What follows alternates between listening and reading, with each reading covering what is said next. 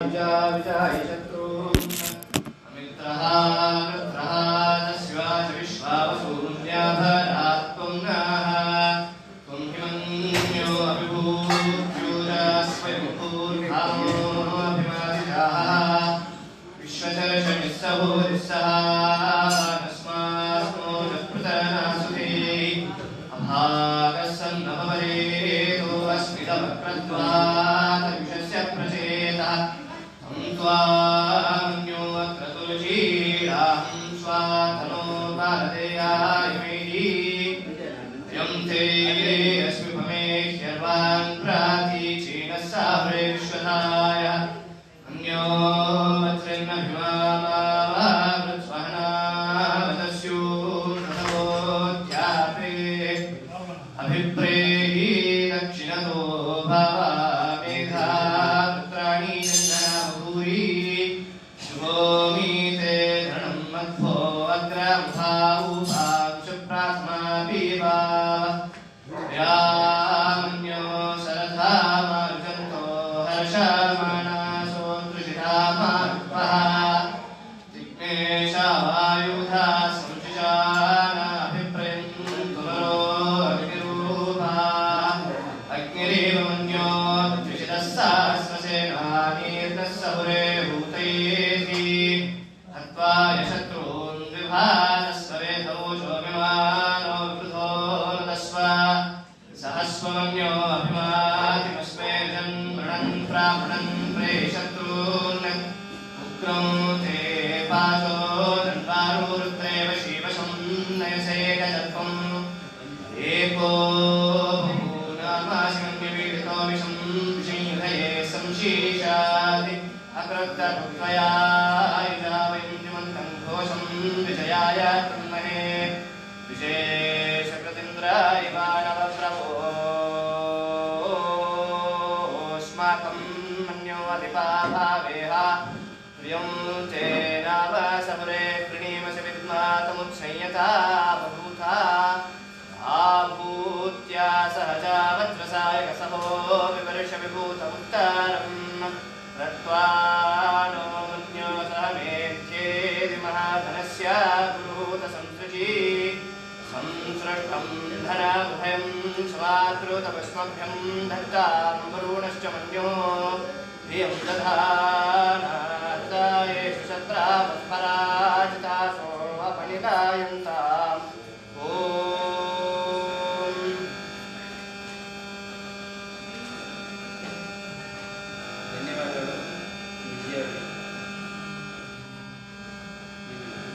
Phone ತೆಗೆಯಿರಿ. Phone ತೆಗೆದ್ರೆ ಒಳ್ಳೆ ನೋಡಿ ಟೆಕ್ನಿಕ್. ಹರೇ ಶ್ರೀನಿವಾಸ ಗೋವಿಂದ ಮಿರ್ಜಿ ಅವರಿಗೆ ಧನ್ಯವಾದಗಳು. ಗೋವಿಂದ ಮಿರ್ಜಿ ಅವರಿಗೆ ನಮ್ಮ ಸಂಘದ ಪರವಾಗಿ ವಂದನೆಗಳು. ಕಾರ್ಯಕ್ರಮದ ಉದ್ಘಾಟನೆಯ ಪೂರ್ವದಲ್ಲಿ ಅಧ್ಯಕ್ಷರಿಂದ ಸ್ವಾಗತ ಭಾಷಣ. ಹರೇ ಶ್ರೀನಿವಾಸ, ಈ ದಿನ ಸಂಜೆ 6 ಗಂಟೆಯಿಂದ ನಮ್ಮ ಸಂಘದಲ್ಲಿ ಮಹಾಭಾರತದ ಪ್ರವಚನವನ್ನು ಪಂಡಿತ ಶೇಷಾವೃತ್ತ ವೆಂಕಟೇಶಾಚಾರ್ಯ ಕಟ್ಟಿಯವರು ಬಹಳ ದೊಡ್ಡ ಮನಸ್ಸು ಮಾಡಿ ಪ್ರವಚನ ಮಾಡಿಕೊಡಲು ನಿರ್ಧರಿಸಿದ್ದಾರೆ. ನಿರಂತರವಾಗಿ ಪ್ರವಚನ ನಡೆಸಿಕೊಡಲು ಪ್ರಾಯೋಜಕರಾಗಿ ಶ್ರೀಯುತ ಶ್ರೀಹರಿಯವರು ಬೆಂಗಳೂರು ಇವರು ಉದಾರ ಮನಸ್ಸಿನಿಂದ ಒಪ್ಪಿಕೊಂಡಿದ್ದಾರೆ. ಇವರಿಗೆ ನಮ್ಮ ಸಂಘದ ಪರವಾಗಿ ಸ್ವಾಗತವನ್ನು ಕೋರುತ್ತಿದ್ದೇವೆ. ಹಾಗೂ ನಮ್ಮೆಲ್ಲರ ದಿನನಿತ್ಯದ ಬದುಕಿನಲ್ಲಿ ದೇವರ ಕಾರ್ಯ ಮುಖ್ಯವಾದ್ದು. ಹಾಗೆ ಭಜನಾ ಕಾರ್ಯಕ್ರಮವನ್ನು ಶ್ರೀ ಪ್ರಸನ್ನ ಭಜನಾ ಶ್ರೀನಿವಾಸ ಭಜನಾ ಮಂಡಳಿಯವರು ನಡೆಸಿಕೊಳ್ಳಲು ಒಪ್ಪಿದ್ದಾರೆ. ಹಾಗೂ ಬಂದು 5 ಗಂಟೆಯಿಂದ ಪ್ರವಚನ ಹಾಡುಗಾರಿಕೆಯನ್ನು ಭಜನೆ ಕಾರ್ಯಕ್ರಮ ನಡೆಸಿಕೊಡ್ತಾ ಇದ್ದಾರೆ. ನಮ್ಮ ಈ ದಿನದ ಮಹಾಭಾರತದ ಪ್ರವಚನ ನಿರಂತರವಾಗಿ ನಡೆಯಲು ಈ ಸಂಘದಲ್ಲಿ ಎಲ್ಲರೂ ಸಹಕಾರ ಮಾಡಬೇಕು ಅಂತೇಳಿ ನಮ್ಮ ಸಂಘದ ಪರವಾಗಿ ಮತ್ತೊಮ್ಮೆ ಎಲ್ಲರಲ್ಲೂ ಸ್ವಾಗತವನ್ನು ಬಯಸುತ್ತಾ ನಮ್ಮ ಭಾಷೆಯನ್ನು ಮುಗಿಸ್ತಾ ಇದ್ದೀವಿ.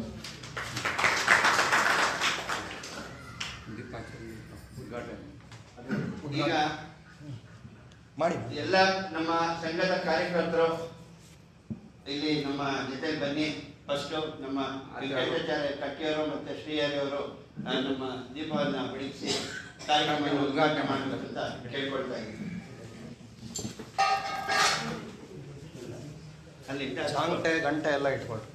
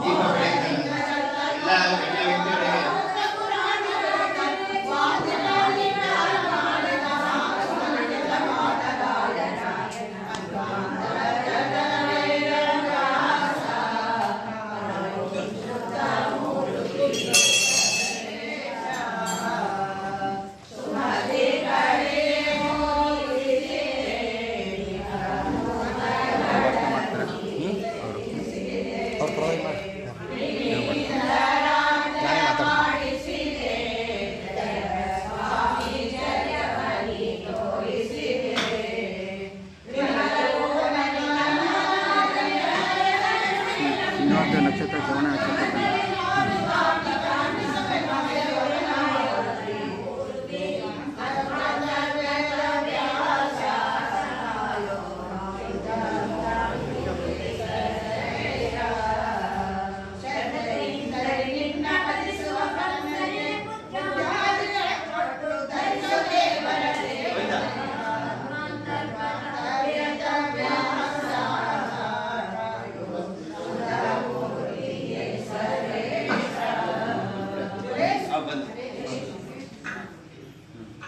ದೀಪ ಬೆಳಗಿಸುವ ಮೂಲಕ ಕಾರ್ಯಕ್ರಮವನ್ನು ಉದ್ಘಾಟನೆ ಮಾಡಿದಂತ ಎಲ್ಲ ಗಣ್ಯ ವ್ಯಕ್ತಿಗಳಿಗೂ ನಮ್ಮ ಸಂಘದ ಪರವಾಗಿ ವಂದನೆಗಳನ್ನು ಅರ್ಪಿಸ್ತಾ ಇದ್ದೀವಿ. ನಮ್ಮ ಕಾರ್ಯಕ್ರಮಕ್ಕೆ ಇವತ್ತಿನ ಪ್ರಾಯೋಜಕರಾಗಿ ಶ್ರೀಮತಿ ಮತ್ತು ಶ್ರೀ ಹರಿಯವರು ಬಂದಿದ್ದಾರೆ. ನಿಮಗೂ ನಮಸ್ಕಾರ, ಧನ್ಯವಾದಗಳು. ನಮ್ಮ ಸಂಘಕ್ಕೆ ಸ್ವಾಗತ.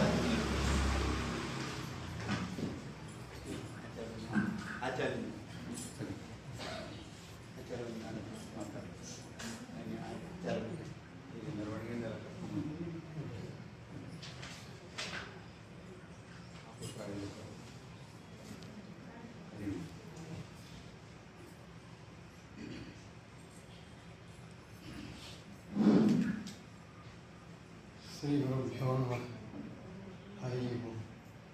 नरसिंहोऽखिलाज्ञानमतध्वान्तदिवाकरः जयत्यमितसज्ञान ಸುಖಶಕ್ತಿಪಯೋನಿಧಿ.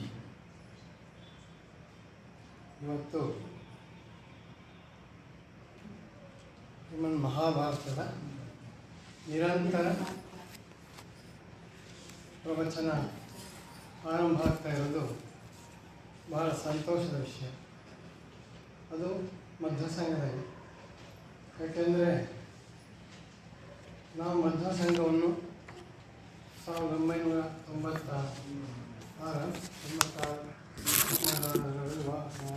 ಉದ್ಘಾಟನೆ ಮಾಡಿದಾಗ, ಇದು ಆರಂಭ ಮಾಡಿದಾಗ, ಆವಾಗ ಇಲ್ಲಿ ಈಗ ಇರುವವರು ಯಾರು ಇರಲಿಲ್ಲ. ಭಾಳ ಕಡಿಮೆ ಜನಗಳಿದ್ದರು. ಆಗ ಇದ್ದವರು ಈ ಬಡಾವಣೆಯಲ್ಲಿ ಭಾಳ ಜನ ಮಾಧ್ವರೇ ಇದ್ದರು. ಆವಾಗ ಶುರುವಾಗಿತ್ತು. ಯಾಕೆ ಆರಂಭ ಆಯಿತು ಅಂದರೆ,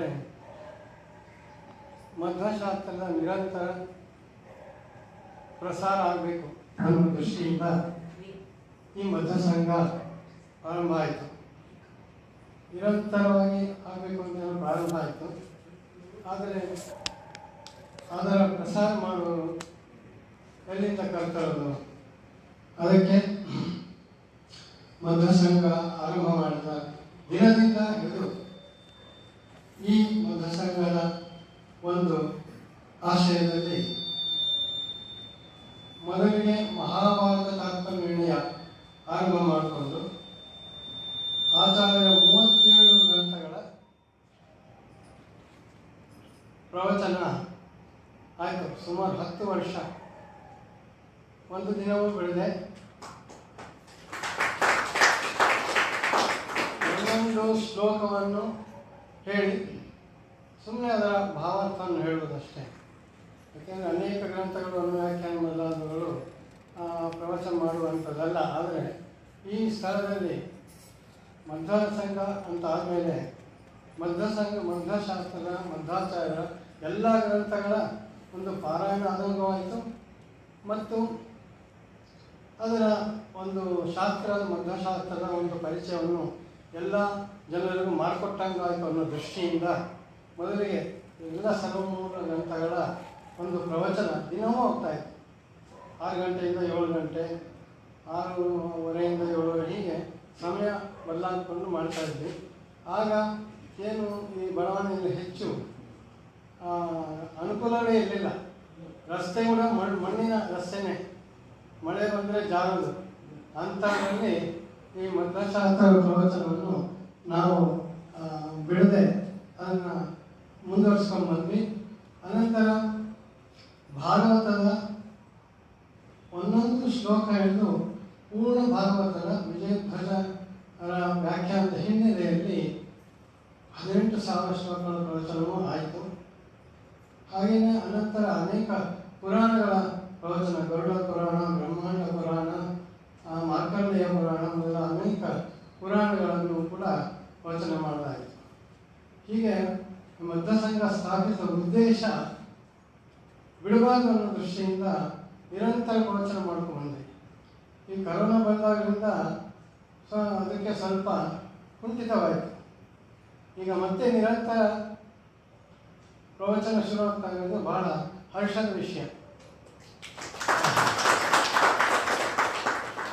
ಅದು ಮಹಾಭಾರತ.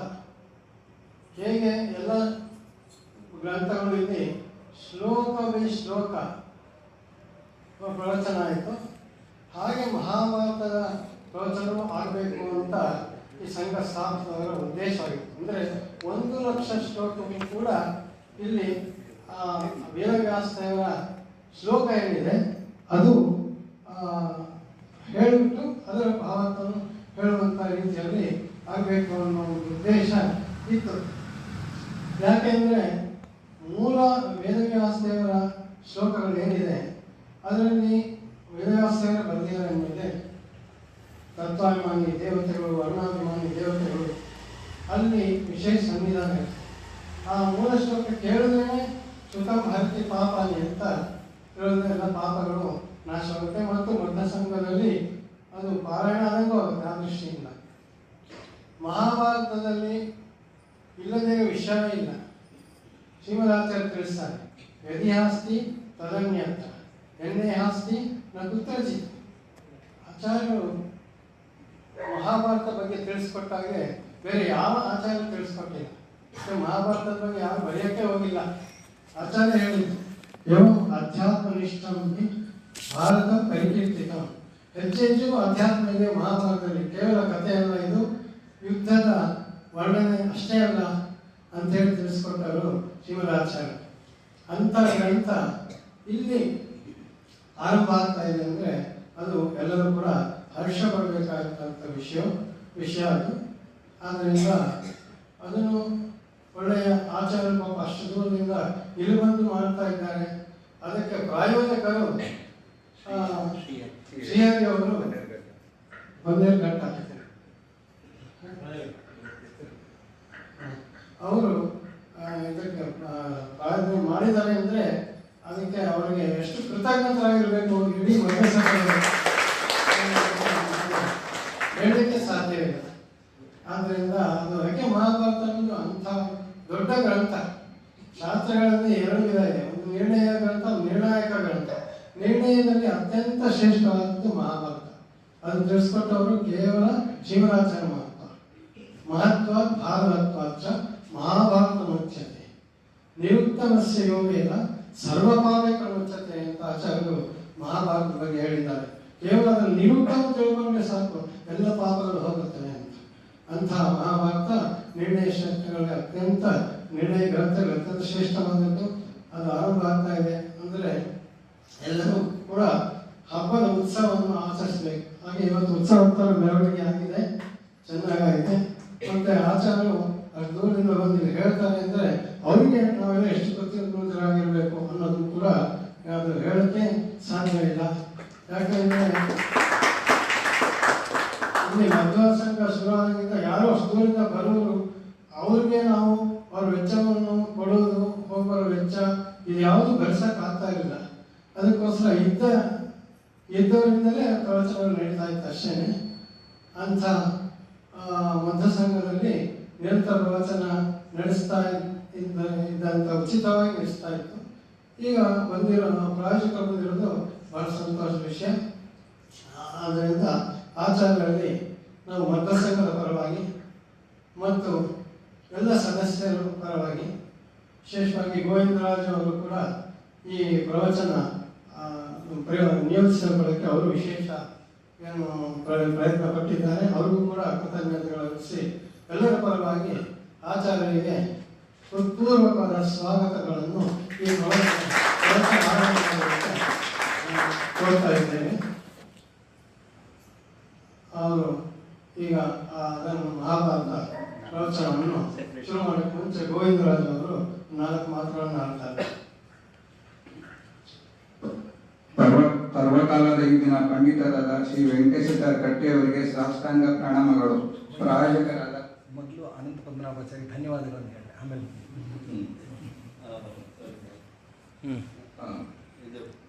ಶ್ರೀಯುತ ಪದ್ಮನಾಭಾಚಾರ್ಯ ಅವರಿಗೆ ಸಂಘದ ವತಿಯಿಂದ ಧನ್ಯವಾದಗಳು.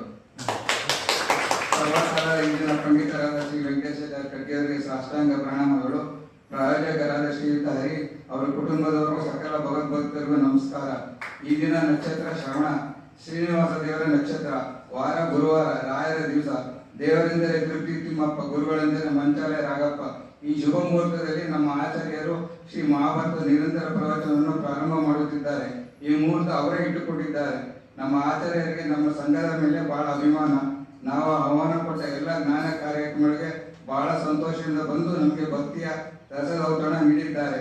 ಸುಮಾರು 7 ವರ್ಷಗಳ ಹಿಂದೆ ಶ್ರೀರಂಗಪಟ್ಟಣದಿಂದ ಬಂದು ಜ್ಞಾನ ಕಾರ್ಯಕ್ರಮ ನಡೆಸಿದ್ದಾರೆ.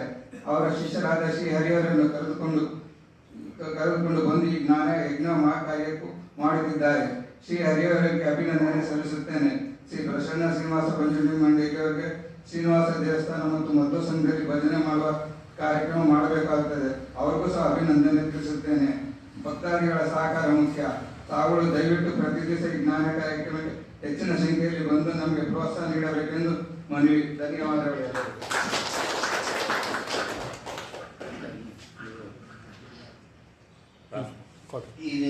ಇಷ್ಟೊತ್ತು ನಮ್ಮ ಸಂಘದ ಸೆಕ್ರೆಟರಿಗಳಾದಂಥ ಗೋವಿಂದರಾಜವರು ನಮ್ಮ ವಿಸ್ತಾರವಾಗಿ ಎಲ್ಲ ಸಹಕಾರಗಳನ್ನೆಲ್ಲ ಮಾಡಿದರೆ ಅವರಿಗೆ ನಮ್ಮ ಸಂಘದ ಪರವಾಗಿ ಧನ್ಯವಾದಗಳು.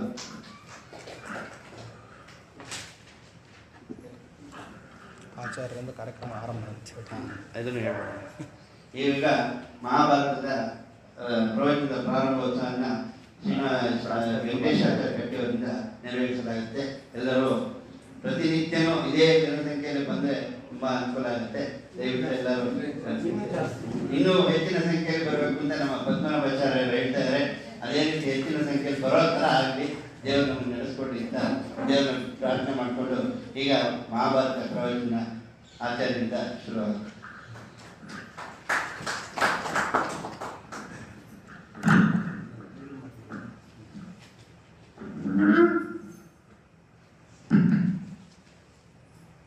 ಶ್ರೀ ಗುರುಭ್ಯೋ ನಮಃ.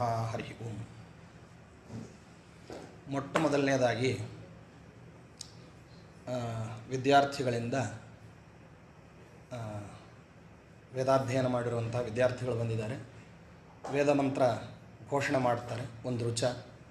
ಆನಂತರದಲ್ಲಿ ದೇವತಾ ಭಾರತ ಪ್ರತಿಪಾದ್ಯನಾಗಿರ್ತಕ್ಕಂಥ ಭಾರತ ಪ್ರತಿಪಾದ್ಯನಾದಂತಹ ಗೋವಿಂದನನ್ನು ದೇಹಚಕ್ರದಲ್ಲಿ ಎಲ್ಲಿ ನೋಡಬೇಕು ಅಂತ ಒಂದು ದೇವರ ನಾಮ. ಯಾಕಂದರೆ ಮಹಾಭಾರತ ಯಾಕೆ ಆರಂಭ ಮಾಡ್ತಿದ್ದೀವಿ ಅಂತ ಅನ್ನೋದನ್ನು ಪ್ರಾಸ್ತಾವಿಕ ದೇವರ ನಾಮದಲ್ಲೇ ಹೇಳೋವಂಥ ಒಂದು ಪ್ರಯತ್ನ ಇದೆ. ಆ ಪ್ರಯತ್ನವನ್ನು ಮುಂದೆ ಇನ್ನೊಬ್ಬ ಶಿಷ್ಯರು ಅರವಿಂದಾಚಾರ ಹಾರ್ನಳ್ಳಿ ಅಂತ ಹೇಳಿ ಅವರು ನಡೆಸಿಕೊಡ್ತಾರೆ. ಆಮೇಲೆ ಭಾರತದ ಪ್ರವಚನ ಆರಂಭ ಆಗ್ತದೆ. ಮೊದಲಿಗೆ ವೇದಘೋಷ. ಚಿರಂಜೀವಿ ವೃಷ್ಣೀಶ ಮತ್ತು ಚಿರಂಜೀವಿ ವಸುಧೀಶ ಅಂತನ್ನುವಂತಹ ವಿದ್ಯಾರ್ಥಿಗಳು.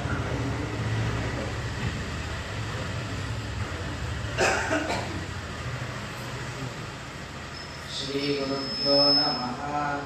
ಹರಿ ಓಂ. ಓಂ ಸ್ವಾದಿಷ್ಟಯ ಪವಸ್ವ ಸೋಮಧಾರಾಯ ಇಂದ್ರಾಯ ಪಾತವೇ ಸುತಃ ರಕ್ಷೋಹ ವಿಶ್ವಜರ್ಷಣಿರಭಿಯೋ ನಿಮಯೋ ಹತಂ ವೃಣಾಸದಸ್ತಮಾಸರತ ಪರಿಬೋಧಾತಮೋ ಭವಮಭ್ಯಷ್ಟೋ ವೃತ್ರಹಂತಾಮಃ ಪರಶಿರಾಥೋ ಮಕೋನಾಂ ಅಭ್ಯರ್ಷಮಹಾನಾಂ ದೇವಾನಾಂ ಪ್ರೀತಿಮಂಧರಸಃ ವಾಜನುದಶ್ರವಾಃ. ಓಂ ಸ್ವಸ್ತಿ.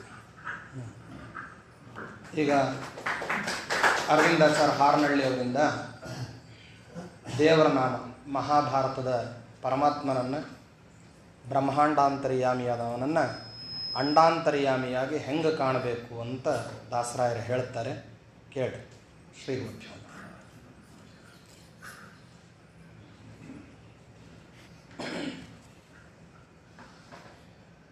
ಆಧಾರ ಮೊದಲಾದ ಆರು ಚಕ್ರ ಶೋಧಿಸಿ ಬಿಡಬೇಕು ಈ ಕ್ಷಣ ಮೂರು.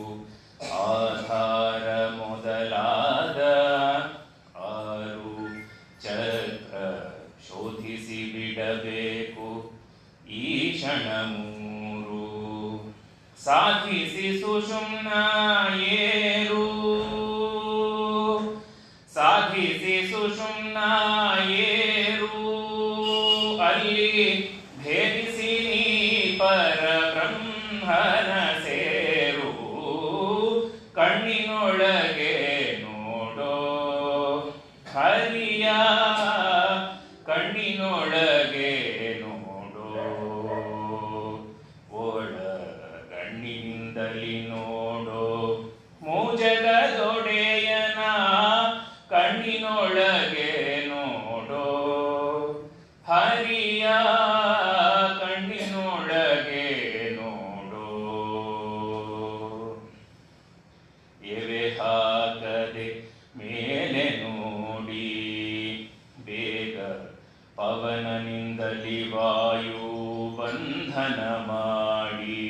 ಎವೆ ಹಾಕದೆ ಮೇಲೆ ನೋಡಿ ಬೇಗ ಪವನನಿಂದಲಿ ವಾಯು ಬಂಧನ ಮಾಡಿ. ಸವಿದು ನಾದವ ಪಾನ ಮಾಡಿ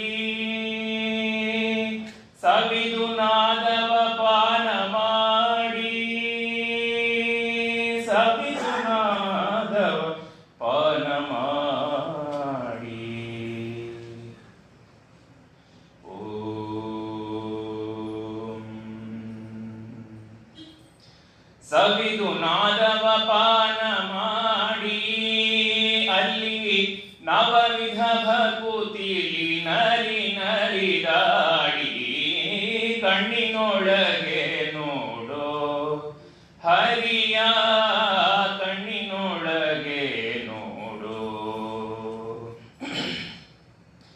ಅಂಡಜದೊಳು ಆಡುತ್ತಾನೆ ಭಾನು ಮಂಡಲ ನಾರಾಯಣನೆಂಬುವನೆ ಅಂಡಜದೊಳು ಆಡುತ್ತಾನೆ ಭಾನು ಮಂಡಲ ನಾರಾಯಣನೆಂಬುವನೆ ಕುಂಡಲಿ ತುದಿಯೊಳಿದ್ದಾನೆ ಕುಂಡಲಿ ತುದಿಯೊಳಿದ್ದಾನೆ ನಮ್ಮ ಪುರಂದರ ವಿಠಲ ಪಾಲಿಸುತ್ತಾನೆ ಕಣ್ಣಿನೊಳಗೆ ನೋಡೋ ಹರಿಯ ಕಣ್ಣಿನೊಳಗೆ ನೋಡೋ ಓಡ ಕಣ್ಣಿನಿಂದಲಿ ನೋಡೋ ಆಚಮನ ಥಾಲಿ ಮಂತ್ರಾಕ್ಷರ ಅವರಿಗಷ್ಟೇ ಅಲ್ಲ ಆಚಮನ ಯಾರ್ಯಾರು ಕೂಡ್ತಾರೋ ಅವರೆಲ್ಲರೂ ಆಚಮನ ಮಾಡಿ ಸಂಕಲ್ಪ ಮಾಡಿ ಒಬ್ಬರು ಆಚಮನ ಥಾಲಿ ತೊಗೊಳ್ರಿ ಒಬ್ಬರು ಆಚಮನ ಥಾಲಿ ತೊಗೊಳ್ರಿ ಎಲ್ರಿಗೂ 3 ಸೌಟ್ ನೀರು ಆಮೇಲೆ ತೊಗೊಂಡು ಹಾಕ್ಬಿಡ್ರಿ ಫಸ್ಟ್ ಅವ್ರಿಗೆ ಹರಿಯೋರು ಪದ್ಮಾವ್ರು ಬರ್ರಿ ಅಲ್ಲಿ ಪದ್ಮಾವ್ರು ಬನ್ನಿರಿ ಆಚಮನಕ್ಕೆ ನೀರು ಹಾಕ್ರಿ ಆಚಮನಕ್ಕೆ ನೀರು ಹಾಕ್ರಿ ಮಾಡ್ಸಪ್ಪ ಆಚಮನ ಮಾಡಿಸಿ ಅರವಿಂದ ಹಾರ್ನಿಹಳ್ಳಿ ಅವರಿಗೆ ಧನ್ಯವಾದಗಳು. ಕೂಡ್ರಿ ಕೂಡ್ರಿ ಕೂಡ್ರಿ. ಈಗ ಮಹಾಭಾರತವನ್ನು ಶ್ರವಣ ಮಾಡತಕ್ಕಂತಹ ಅಧಿಕಾರಿಗಳು ಯಾರ್ಯಾರಿದ್ದೀರೋ ಅವರೆಲ್ಲರೂ ಕೂಡ ಶುದ್ಧ ವಸ್ತ್ರದಲ್ಲಿ ಬಂದಂಥವರು ಸಾಧ್ಯವಾದಷ್ಟು ಸಂಕಲ್ಪವನ್ನು ಮಾಡಿರಿ. ಮನಸಾ ಸಂಕಲ್ಪವನ್ನು ಮಾಡಿಕೊಂಡು ನಿರಂತರವಾಗಿ ಮಹಾಭಾರತವನ್ನು ಕೇಳುವ ಹಾಗೆ ಮಧ್ವಾಂತರ್ಯಾಮಿಯಾದಂತಹ ಗ್ರಂಥಕರ್ತೃವಾದಂತಹ ವೇದವ್ಯಾಸ ದೇವರಲ್ಲಿಯೂ ನಿಮ್ಮ ಕುಲದೇವರಾದಂತಹ ಲಕ್ಷ್ಮೀ ನರಸಿಂಹದೇವರು ಲಕ್ಷ್ಮೀ ಶ್ರೀನಿವಾಸ ದೇವರಲ್ಲಿ ಪ್ರಾರ್ಥನೆ ಮಾಡಿಕೊಡ್ರಿ. ಪದಾಧಿಕಾರಿಗಳೆಲ್ಲರೂ ಕೂಡ ಆಚಮನ ಮಾಡಬೇಕು. ಗೋವಿಂದರಾಜು ಆಚಮನ ಮಾಡಿ. ಜಮಖಂಡಿ ಎಲ್ಲರೂ ಯಾರ್ಯಾರಿದ್ದೀರಿ ಭಾರತೀಯ ವಸ್ತ್ರದಲ್ಲಿದ್ದವರು ಎಲ್ಲರೂ ಸಾಧ್ಯ ಆದವರು ಆಚಮನ ಪ್ರಾಣಾಯಾಮ ಸಂಕಲ್ಪವನ್ನು ಮಾಡಿರಿ. ಬಲಗೈಯೂ ಮುಟ್ಕೊಳ್ರಿ. ಸಾಧ್ಯ ಆದಷ್ಟು ಯಾರ್ಯಾರು ಹಿಂದಿದ್ದೀರಿ ಅವ್ರು ಮಾಡ್ಕೊಳ್ರಿ. ಹೆಂಗಸರು ಮನಸಾ ಸಂಕಲ್ಪವನ್ನು ಮಾಡಿಕೊಳ್ರಿ.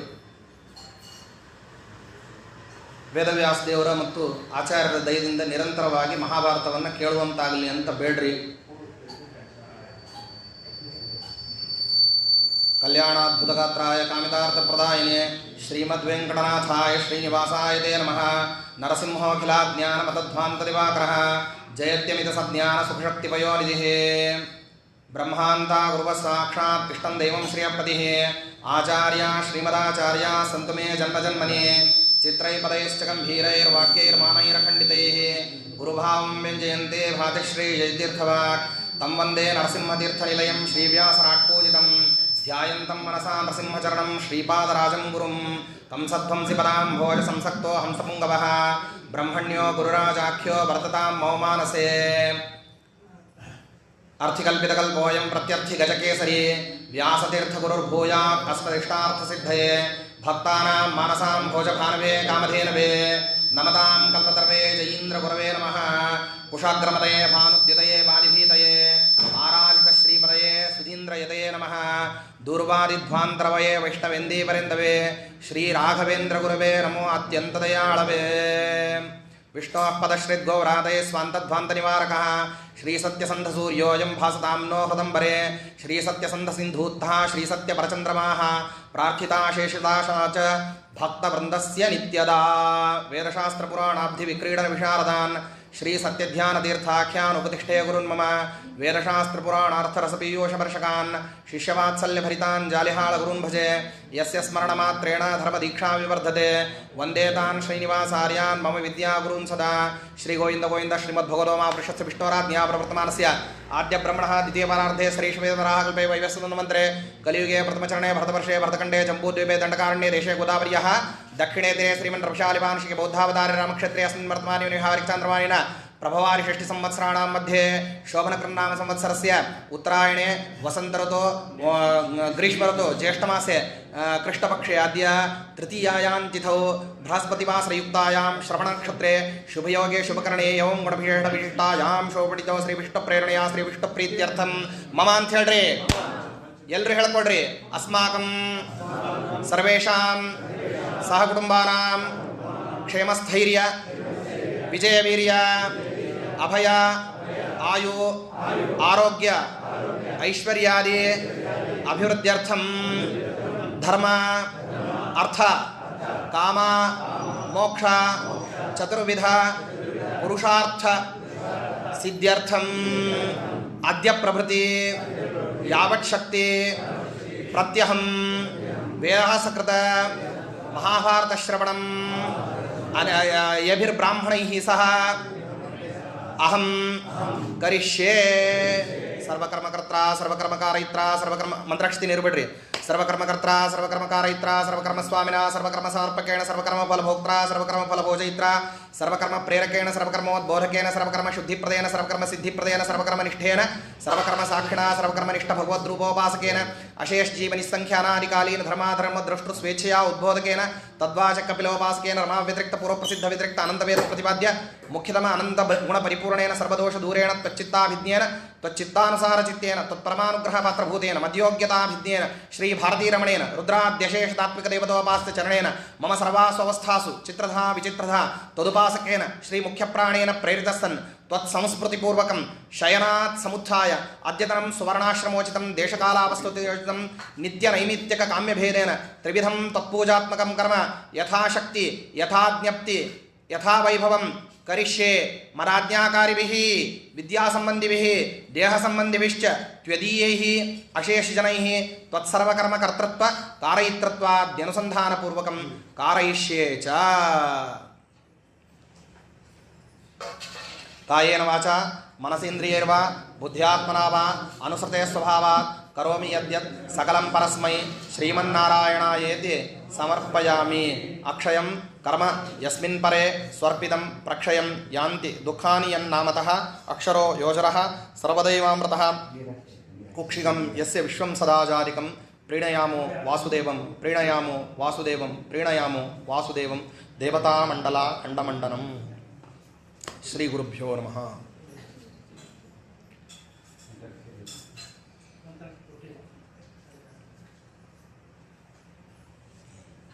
ಮಂಗಳಾರತಿ.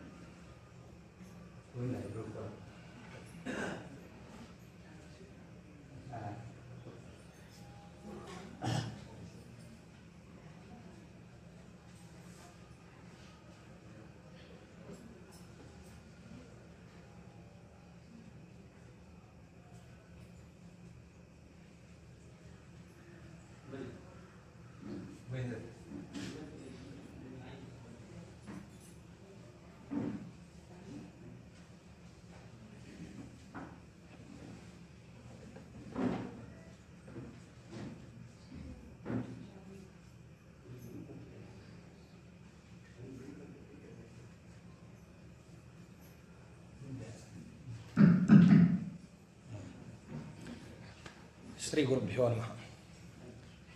ಮಹಾಭಾರತದ ಉಪನ್ಯಾಸಕ್ಕೆ ಪೂರ್ವದಲ್ಲಿ ಒಂದು 5 ನಿಮಿಷ ಪ್ರಾಸ್ತಾವಿಕವಾದ ವಿಚಾರವನ್ನು ತಿಳಿಯಪಡಿಸಲಿಕ್ಕೆ ಪ್ರಯತ್ನ ಮಾಡೋಣ. ಈ ಉಪನ್ಯಾಸದ ಮಾಲಿಕೆಯನ್ನು ವಾಸ್ತವದಲ್ಲಿ ಬಹಳ ಹಿಂದೇನೆ ಇಲ್ಲಿ ಪ್ರಾಯೋಜಕರಾಗಿ ಏನು ದಂಪತಿಗಳು ಬಂದಿದ್ದಾರೆ, ಇವರು ಬಹಳ ಅಭಿಮಾನ ಇಟ್ಟು ತಮ್ಮ ಮನೆಯಲ್ಲಾದರೂ ಇದು ನಡಿಬೇಕು, ನಿತ್ಯ ನಡಿಬೇಕು ಅಂತ ಹೇಳಿ ಅಪೇಕ್ಷೆ ಪಟ್ಟಿದ್ದರು. ಅವರು ಅದನ್ನು ಕೆಲವು ದಿವಸಗಳ ಕಾಲ ಕೋರಮಂಗಲದ ತಮ್ಮ ಮನೆಯಲ್ಲಿ ನಡೆಸಿದರು. ಅನಾನುಕೂಲಗಳ ನಿಮಿತ್ತದಿಂದಾಗಿ ಅದು ಮುಂದುವರಿಲಿಕ್ಕೆ ಆಗದೇ ಇರುವಂತಹ ಪ್ರಸಂಗದಲ್ಲಿ ಅಂದು ಆಚಾರ್ಯ ನಿರಂತರವಾಗಿ ಇದನ್ನು ನಡೆಸಬೇಕು, ನೀವು ಎಲ್ಲಿ ಹೇಳ್ತೀರಿ ನಿಮ್ಮಿಂದಲೇ ಮಹಾಭಾರತ ಸಮಗ್ರವಾಗಿ ಹೇಳಿಸ್ಬೇಕು ಅಂತ ಹೇಳಿ ಅವರು ನನಗೆ ಬಹಳ ಆತ್ಮೀಯರು. ಅವರು ಕೇಳಿಕೊಂಡಿರುವಂತಹ ನಿಮಿತ್ತದಿಂದ ಇದನ್ನು ಹೇಳಬೇಕು ಅಂತನ್ನೋದು ಒಂದು ಅಪೇಕ್ಷೆ. ಈ ಅಪೇಕ್ಷೆಗನುಸಾರವಾಗಿ ಈ ಮಹಾಭಾರತದ ಕಾರ್ಯಕ್ರಮ ಅವರು ಬಯಸಿದ ಹಾಗೇ ಇದು ಆರಂಭ ಆಗ್ತಾಯಿದೆ. ಇನ್ನು ಎರಡನೇದಾಗಿ ಈ ಮಹಾಭಾರತದ ಕಾರ್ಯಕ್ರಮವನ್ನು ಅವರೇನೋ ನನಗೆ ಕೇಳಿದ್ರು, ಅದನ್ನು ಎಲ್ಲಾದರೂ ನಡೆಸೋದು ಬಿಟ್ಟು ವಿದ್ಯಾಮಾನ್ಯ ನಗರದ ಮಾಧ್ವ ಸಂಘದಲ್ಲಿ ಆಯ್ಕೊಳ್ಳಿಕ್ಕೆ ಏನು ಔಚಿತ್ಯ ಅಂತ ಅನ್ನೋದು ಎರಡನೇ ವಿಷಯ. ಯಾಕಂದರೆ ಎಲ್ಲಿಂದಲೋ ಬಂದು ಇಲ್ಲಿ ಕಾರ್ಯಕ್ರಮ ಮಾಡ್ತಿದ್ದಾರೆ ಅಂದರೆ ಎಲ್ರಿಗೂ ಒಂದು ಕ್ರಮದ ಕುತೂಹಲ. ಆಚಾರ್ಯರು ಇಷ್ಟೆಲ್ಲ ಯೋಜನೆ ಮಾಡಿಕೊಂಡು ಹೇಳಿಸೋರಿದ್ದಾರೆ, ಹೇಳೋರಿದ್ದಾರೆ ಅಂತ ನನ್ನ ಮಾತ್ರಕ್ಕೆ ನಮ್ಮ ಮಾಧ್ವ ಸಂಘದಲ್ಲಿ ಅಲ್ಲಿಂದ ಬಂದು ಹೇಳ್ತಿದ್ದಾರಲ್ರಿ, ಏನು ಕುತೂಹಲ ಅಲ್ವಾ ಅಂತ ಹೇಳಿ ಒಂದು ಇಲ್ಲಿ ಅನೇಕ ರೀತಿಯ ಕುತೂಹಲ ಬರಲಿಕ್ಕೆ ಅವಕಾಶ ಇದೆ. ಈ ಸಂಘದ ಪದಾಧಿಕಾರಿಗಳು ಮತ್ತು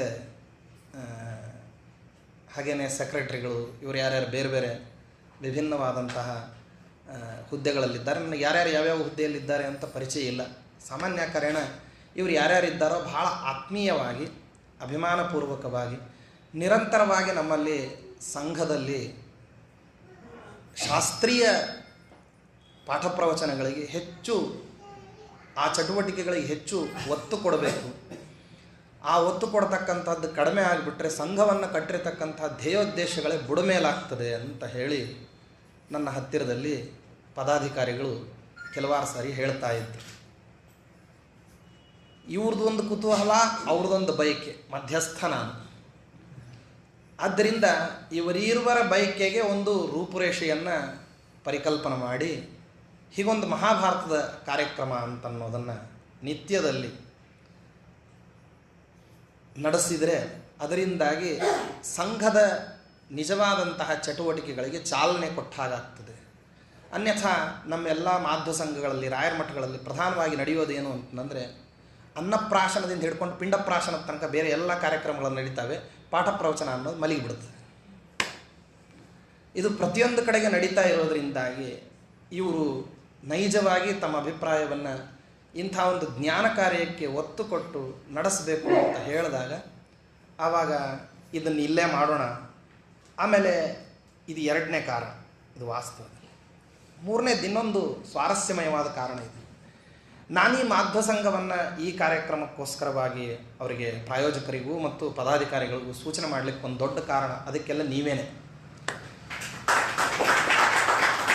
ನೀವು ಯಾರ್ಯಾರು ಇಲ್ಲಿ ಶ್ರೋತೃವಂದವ್ರು ಬಂದಿದ್ದೀರಿ, ನಿಮ್ಮಲ್ಲಿ ಒಂದು ದೊಡ್ಡ ಗುಣ ಇದೆ. ಶ್ರೋತೃಗಳಿಗೆ ನಿಜವಾಗಿರಬೇಕಾಗಿರ್ತಕ್ಕಂಥ ಶ್ಲಾಘನೀಯವಾದಂತಹ ಒಂದು ಗುಣ ಇದೆ. ಶಾಸ್ತ್ರದಲ್ಲಿ ಹೇಳ್ತಾರೆ ಆ ಗುಣವನ್ನು. ಏನಂತಂದರೆ ವಕ್ತೃವನ್ನು ಹುರಿದುಂಬಿಸ್ತಕ್ಕಂಥ ರೀತಿಯಲ್ಲಿ ಶಾಸ್ತ್ರವನ್ನು ಶ್ರವಣ ಮಾಡೋದು ಶ್ರೋತೃವಿನ ಆದ್ಯ ಲಕ್ಷಣ. ನಾನು ಅದೆಷ್ಟೋ ಸಾರಿ ಬಂದಿದ್ದೀನಿ ವಿದ್ಯಾಮಾನ್ಯ ನಗರಕ್ಕೆ. ಹಲವಾರು ಬಾರಿ ನನ್ನ ಉಪನ್ಯಾಸಗಳು ತಡ ಆದದ್ದೇ ಹೆಚ್ಚು. ಸರಿಯಾದ ಸಮಯಕ್ಕೆ ನಾನು ಎಂದೂ ಉಪನ್ಯಾಸ ಮುಗಿಸಿಲ್ಲ ಇಲ್ಲಿ. ಇದು ನನ್ನ ದೋಷ ಅಂತ ಅಂದ್ಕೊಳ್ರೆ ಅಥವಾ ವಿದ್ಯಾಮಾನ್ಯ ನಗರದ ಜನತೆಯ ಗುಣ ಅಂತ ಅನ್ಕೋಬಹುದು. ಬೇಕಾದ್ರೆ ಇದು ನನ್ನ ದೋಷ ಅನ್ನೋದಕ್ಕಿಂತ ಅವ್ರ ಗುಣ ಅನ್ನೋದು ಹೆಚ್ಚು ಭೂಷಣ.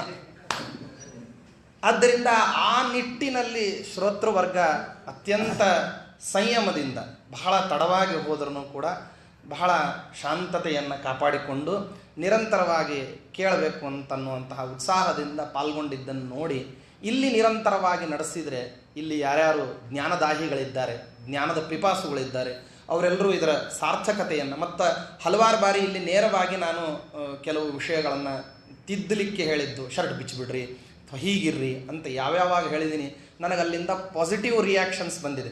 ಇಲ್ಲ, ಆಚಾರ್ಯ ಹೇಳಿದ್ದು ಸರಿಯಾದದ್ದು, ನಾವು ಹೀಗೆ ಮಾಡ್ತೀವಿ ಅಂತ ಹೇಳಿ ಬಹಳ ಜನ ಇಲ್ಲಿ ಪರಿವರ್ತಿತರಾದದ್ದನ್ನು ನಾನು ನೋಡಿದ್ದೀನಿ. ಅದು ವಕ್ತೃವಿಗೆ ಕೊಡ್ತಕ್ಕಂತಹ ಬಲು ದೊಡ್ಡದಾದಂತಹ ಗೌರವ. ನಮ್ಮನ್ನು ನಾವು ಯಾವಾಗ ಮಾರ್ಪಾಡು ಮಾಡ್ಕೊಳ್ಳಿಕ್ಕೆ ಸಿದ್ಧರಿದ್ದೀವಿ, ಆವಾಗ ನಾವು ಉಪನ್ಯಾಸ ಕೇಳಲಿಕ್ಕೆ ವಿ ಆರ್ ಎಲಿಜಿಬಲ್ ಪರ್ಸನ್ಸ್ ಅಂತ, ನಾವು ನಿಜವಾಗಿಯೂ ಅರ್ಹ ವ್ಯಕ್ತಿಗಳು ಅಂತ ಅನ್ನಿಸ್ತದೆ. ಆ ದೃಷ್ಟಿಯಲ್ಲಿ ಈ ಕಾರ್ಯಕ್ರಮವನ್ನು ಇಲ್ಲೇ ಆಯೋಜನೆ ಮಾಡಬೇಕು, ಇದು ನಿರಂತರವಾಗಿ ನಡೆಯಬೇಕು ಅಂತನ್ನುವಂತಹ ಸದುದ್ದೇಶದಿಂದ ಆರಂಭ ಮಾಡಿದ್ದೀವಿ. ಶ್ರೀಹರಿ ಅವರು ವಾಸ್ತವದಲ್ಲಿ ಇದನ್ನು ಮಾಡಬೇಕು ಅಂತ ಪ್ರಯತ್ನ ಪಟ್ಟಿದ್ದಾರೆ. ಅವರು ಬಹಳ ದೂರದಲ್ಲಿ ಬನ್ನೇರಘಟ್ಟ ಹತ್ತಿರದಲ್ಲಿ ಇರೋದರಿಂದಾಗಿ ಅವರು ಇವತ್ತು ಬರ್ತಾರೆ, ಅವರಿಗೆ ಸಾಧ್ಯ ಆದಾಗ ಅವ್ರು ಬರ್ತಾರೆ. ಇನ್ನು ಉಳಿದದ್ದು ವಾಚಕ ಶ್ರೋತೃವೃಂದ ಎಲ್ಲವೂ ಇದನ್ನು ಮುನ್ನಡೆಸ್ಕೊಂಡು ಹೋಗಬೇಕು ಅಂತ ಅವರ ಪರವಾಗಿ ನಾನೇ ಅದನ್ನು ಏನು ಮಾಡ್ತಾ ಇದ್ದೀನಿ ಅಂದರೆ ಪ್ರಸ್ತಾಪವನ್ನು ಮಾಡ್ತಾ ಇದ್ದೀನಿ. ಇನ್ನು ಉಳಿದಂತೆ ಪ್ರಾಯೋಜನ ಮಾಡ್ತಕ್ಕಂಥದ್ದು ಕೇವಲ ಏನಪ್ಪ ಅಂತಂದರೆ ಜ್ಞಾನ ಕಾರ್ಯಕ್ಕೋಸ್ಕರವಾಗಷ್ಟೇ. ಮನಸ್ಸಿನ ಪ್ರಯೋಜನವನ್ನು ನೀವೇ ಮಾಡಬೇಕಾದದ್ದು. ಅದು ನಿಮ್ಮ ಹತ್ರ ಇರತಕ್ಕಂತಹ ಧನ. ನಿಮ್ಮ ಮನಃಪೂರ್ವಕವಾಗಿ ನಿಮ್ಮ ಕಾಯಕ್ಲೇಶಗಳನ್ನು ಸಹಿಸಿಕೊಂಡು ನಿತ್ಯ ಜೀವನದಲ್ಲಿ ಮಹಾಭಾರತ ನಮಗೆ ಬೇಕು ಅಂತನ್ನುವಂತಹ ಅತ್ಯಂತ ಉತ್ಕಟತೆಯಿಂದ ನೀವು ಬಂದು ಕೇಳಿದರೆ ಈ ಉಪನ್ಯಾಸದ ಕಾರ್ಯಕ್ರಮವನ್ನು ಆಯೋಜನೆ ಮಾಡಿಕೊಳ್ಳಿಕ್ಕೆ ಹೊರಟಿರ್ತಕ್ಕಂತಹ ಪ್ರಾಯೋಜಕರದು ಮತ್ತು ಪದಾಧಿಕಾರಿಗಳದು, ಸಂಘದ ಪದಾಧಿಕಾರಿಗಳ ನೈಜವಾದಂತಹ ಧ್ಯೇಯೋದ್ದೇಶಗಳು ಪರಿಪೂರ್ಣ ಆಗ್ತವೆ ಅಂತನ್ನುವಂತಹ ಅತುಲ ವಿಶ್ವಾಸ ನಮ್ಮದು. ಆದ್ದರಿಂದ ಈ ವಿಶ್ವಾಸವನ್ನು ನೀವು ಸಾಕಾರಗೊಳಿಸ್ತೀರಿ ಅಂತನ್ನುವಂತಹ ನಿಟ್ಟಿನಲ್ಲಿ ಭರವಸೆಯನ್ನು ನೀಡ್ತಾ ಈ ಕಾರ್ಯಕ್ರಮವನ್ನು ಏನು ಮಾಡ್ತಾ ಇದ್ದೀವಿ, ಆರಂಭವನ್ನು ಮಾಡ್ತಾ ಇದ್ದೀವಿ. ಶ್ರೀ ಗುರುಭ್ಯೋ ನಮಃ. ಹರಿ ಓಂ.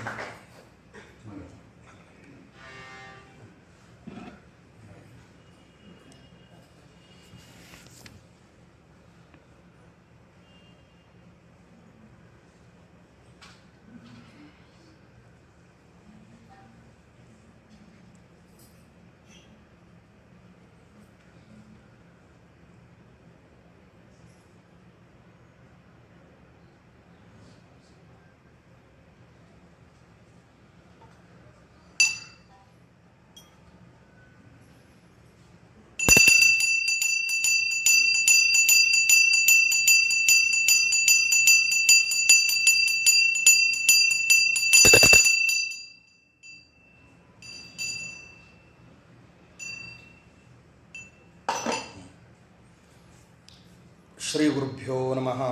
ಹರಿ ಓಂ.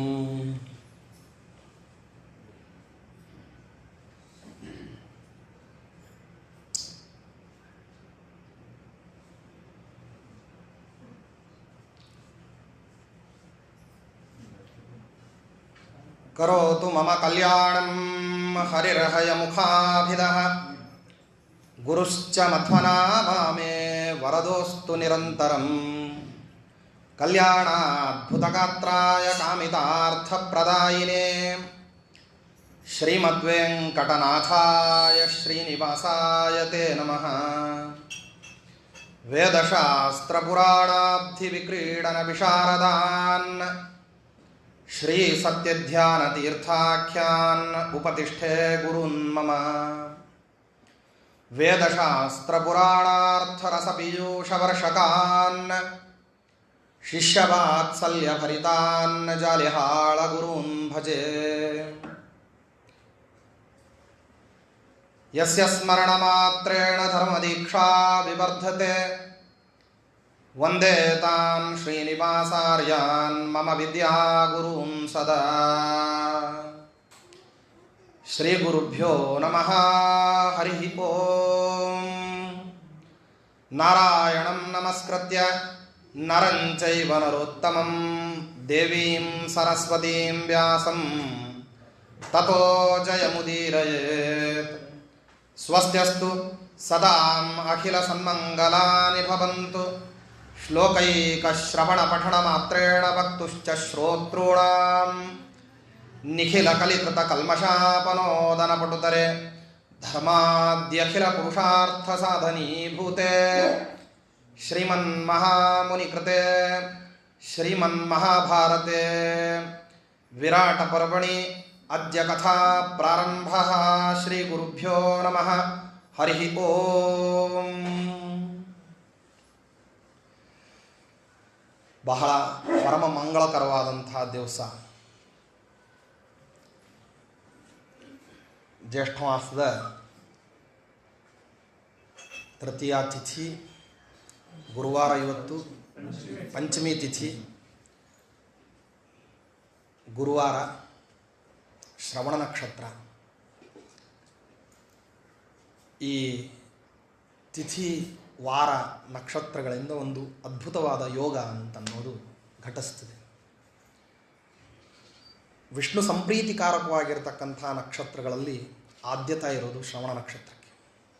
ಕೃಷ್ಣ ಪರಮಾತ್ಮನ ಅವತಾರದ ನಕ್ಷತ್ರವು ಶ್ರವಣ ನಕ್ಷತ್ರವೇ. ಧರ್ಮ ಪ್ರತಿಷ್ಠಾಪನಕ್ಕೋಸ್ಕರವಾಗಿ ಪರಮಾತ್ಮ ಮಾಡಿರತಕ್ಕಂಥ ಅವತಾರ ಏನಿದೆ, ಕೃಷ್ಣನ ಅವತಾರ, ಇದು ಶ್ರವಣ ನಕ್ಷತ್ರದಲ್ಲಿ. ಕಲಿಯುಗದಲ್ಲಿ ದೇವರು ಅಂತ ಹೇಳಿ ವಿಖ್ಯಾತನಾಗಿರ್ತಕ್ಕಂಥ ಶ್ರೀನಿವಾಸ ದೇವರ ನಕ್ಷತ್ರ ಅದು ಶ್ರವಣ ನಕ್ಷತ್ರನೇ. ವಿಷ್ಣು ಪಂಚಕಕ್ಕೆ ಇರತಕ್ಕಂತಹ ಅತುಲವಾದಂತಹ ಲಾಭ, ವಿಷ್ಣು ಪಂಚಕ ವೃತ್ತಕ್ಕೆ ಬಹಳ ಅತ್ಯದ್ಭುತವಾಗಿರತಕ್ಕಂಥ ಲಾಭ ಆಗೋದು ಯಾವುದರಿಂದ ಅಂತಂದರೆ ವೈಷ್ಣವ ದೀಕ್ಷಾದಿಂದಾಗಿ. ವಿಷ್ಣು ಭಕ್ತಿ, ಪರಮಾತ್ಮನಲ್ಲಿ ಆತ್ಯಂತಿಕವಾಗಿರತಕ್ಕಂತಹ ಭಕ್ತಿ ಹುಟ್ಟೋದು ವಿಷ್ಣು ಪಂಚಕ ವೃತ್ತದ ಅನುಷ್ಠಾನದಿಂದ. ಆ ವೃತದಲ್ಲಿ ಒಂದು ಉಪವಾಸ ಶ್ರವಣ ನಕ್ಷತ್ರ ನಿಮಿತ್ತ ಉಪವಾಸ. ಈ ನಕ್ಷತ್ರವೇ ಬಹಳ ವಿಚಿತ್ರವಾದಂಥದ್ದು. ಈ ನಕ್ಷತ್ರದಲ್ಲಿ ಮಾಡತಕ್ಕಂಥ ಕಾರ್ಯ ವಿಷ್ಣು ಭಕ್ತಿ ಪ್ರೇರಕ ಅಂತ ಹೇಳಿ ಶಾಸ್ತ್ರಗಳಲ್ಲಿ ಹೇಳುತ್ತಾರೆ. ಇಂಥ ದಿವಸ ವಿಷ್ಣು ಭಕ್ತಿಯನ್ನು ಸಂಪಾದನೆ ಮಾಡಿಕೊಳ್ಳಿಕ್ಕೇನೆ ಪುರಾಣ ಶ್ರವಣ ಮಾಡಬೇಕು. ಪುರಾಣ ಶ್ರವಣ ಮಾಡೋದಕ್ಕೆ ಬಹಳ ದೊಡ್ಡದಾದಂತಹ ಫಲ ಏನು ಅಂದರೆ, ಪರಮಾತ್ಮನಲ್ಲಿ ನಮಗೆ ಭಕ್ತಿ ಹುಟ್ಟಿದರೆ ನಿಜವಾಗಿಯೂ ಪುರಾಣವನ್ನು ಕೇಳಿದ್ದೀವಿ ಅಂತ ಅಭಿಪ್ರಾಯ. ಭಗವಂತನಲ್ಲಿ ಭಕ್ತಿಯ ಹುಟ್ಟಬೇಕು ಅಂತಂದರೆ ಪರಮಾತ್ಮನ ಅತ್ಯದ್ಭುತವಾಗಿರತಕ್ಕಂತಹ ಪಾರಮ್ಯವನ್ನು ನಾವು ಮನಸ್ಸಾದನ್ನು ಸಂತೋಷ ಪಡುವ ಹಾಗೆ ಸವಿಬೇಕು. ಯಾವಾಗ ಮನಃಪೂರ್ವಕವಾಗಿ ಅದನ್ನು ಆಸ್ವಾದನೆ ಮಾಡ್ತೀವಿ, ಆಗ ನಿಮಗೆ ಬಾಹ್ಯಾಡಂಬರಗಳು ಇಲ್ಲದೇನೆ ಏನಾಗ್ತದೆ ಅಂದರೆ ಮನಸ್ಸಿನಲ್ಲೇ ಒಂದು ದೊಡ್ಡದಾದಂತಹ ಉತ್ಸವ ಅನ್ನೋದು ನಡೀತದೆ. ಆ ಉತ್ಸವದಲ್ಲಿ ಬಾಹ್ಯ ಪ್ರಾಪ್ತನಾಗಿರ್ತಕ್ಕಂಥ ಪರಮಾತ್ಮನವನ್ನು ಹೃನ್ಮಂದಿರಗಳಲ್ಲಿ ಏನು ಮಾಡ್ತೀವಿ ಅಂದರೆ ಬರಮಾಡ್ಕೊಳ್ತೀವಿ. ಹಿಂಗೆ ಬರಮಾಡ್ಕೊಳ್ತಕ್ಕಂಥ ಒಂದು ದೊಡ್ಡದಾದಂತಹ ಉತ್ಸವನೇ ಯಾವುದಂದರೆ ಪರಮಾತ್ಮನನ್ನು ಕರೆಯುವಂಥದ್ದು.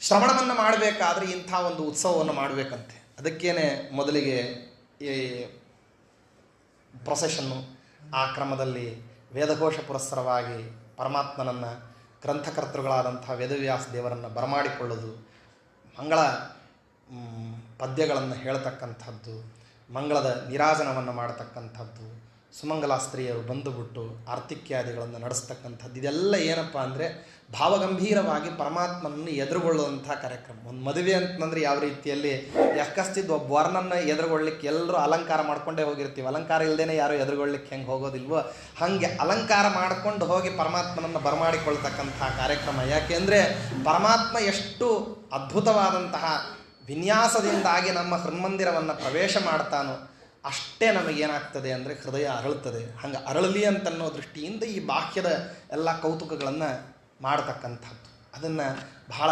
ಯಶಸ್ವಿಯಾಗಿ ನಡೆಸಿದ್ದಾರೆ. ಇದಕ್ಕೆಲ್ಲದಕ್ಕೂ ಈ ಗೋಪಾಲಕೃಷ್ಣ ಮತ್ತು ಇವರೆಲ್ಲರೂ ಕೂಡ ಅತ್ಯಂತ ಶ್ರದ್ಧಾವಂತಿಕೆಯಿಂದ ಅವರ ಕುಟುಂಬದವರು ಯಾರ್ಯಾರು ಇದ್ದಾರೆ ಇವರೆಲ್ಲರೂ, ನಾನು ಎಲ್ಲರದ್ದು ಹೆಸರು ಹೇಳಲಿಕ್ಕಾಗೋದಿಲ್ಲ, ಅವರು ನಮ್ಮ ಊರವರು, ಅದರಿಂದ ಅವ್ರ ಹೆಸರು ಯಾವಾಗಲೂ ನಮಗೆ ಬಾಯಲ್ಲೇ ಇರುತ್ತೆ. ಆದ್ದರಿಂದ ಅವರು, ಅವ್ರ ಕುಟುಂಬದವರು, ಇನ್ಯಾರ್ಯಾರು ಇದ್ದಾರೋ ಅವರೆಲ್ಲರೂ ಕೂಡ ಅತ್ಯಂತ ಅಭಿನಂದನೆಗೆ ಅರ್ಹರು. ಎಲ್ಲರೂ ಬಹಳ ಈ ಉತ್ಸವವನ್ನು ಬರಮಾಡಿಕೊಂಡಿದ್ದೀರಿ. ಇಂಥ ಒಂದು ಉತ್ಸವ ನಡೆದು ಹೃನ್ಮಂದಿರದಲ್ಲಿ ಪರಮಾತ್ಮ ಪ್ರವೇಶ ಮಾಡಬೇಕು ಅಂತಂದರೆ ಭಗವಂತನ ಮಹಿಮಾವನ್ನು ಅದ್ಭುತವಾಗಿ ಅದನ್ನು ಶ್ರವಣ ಮಾಡಬೇಕು.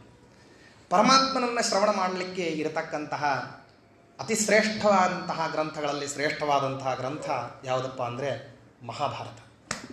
ಈ ಗ್ರಂಥದ ಹೆಸರೇ ಮಹಾಭಾರತ. ಅಂದರೆ ಇದರ ಭಾರ ಬಹಳ ದೊಡ್ಡದು.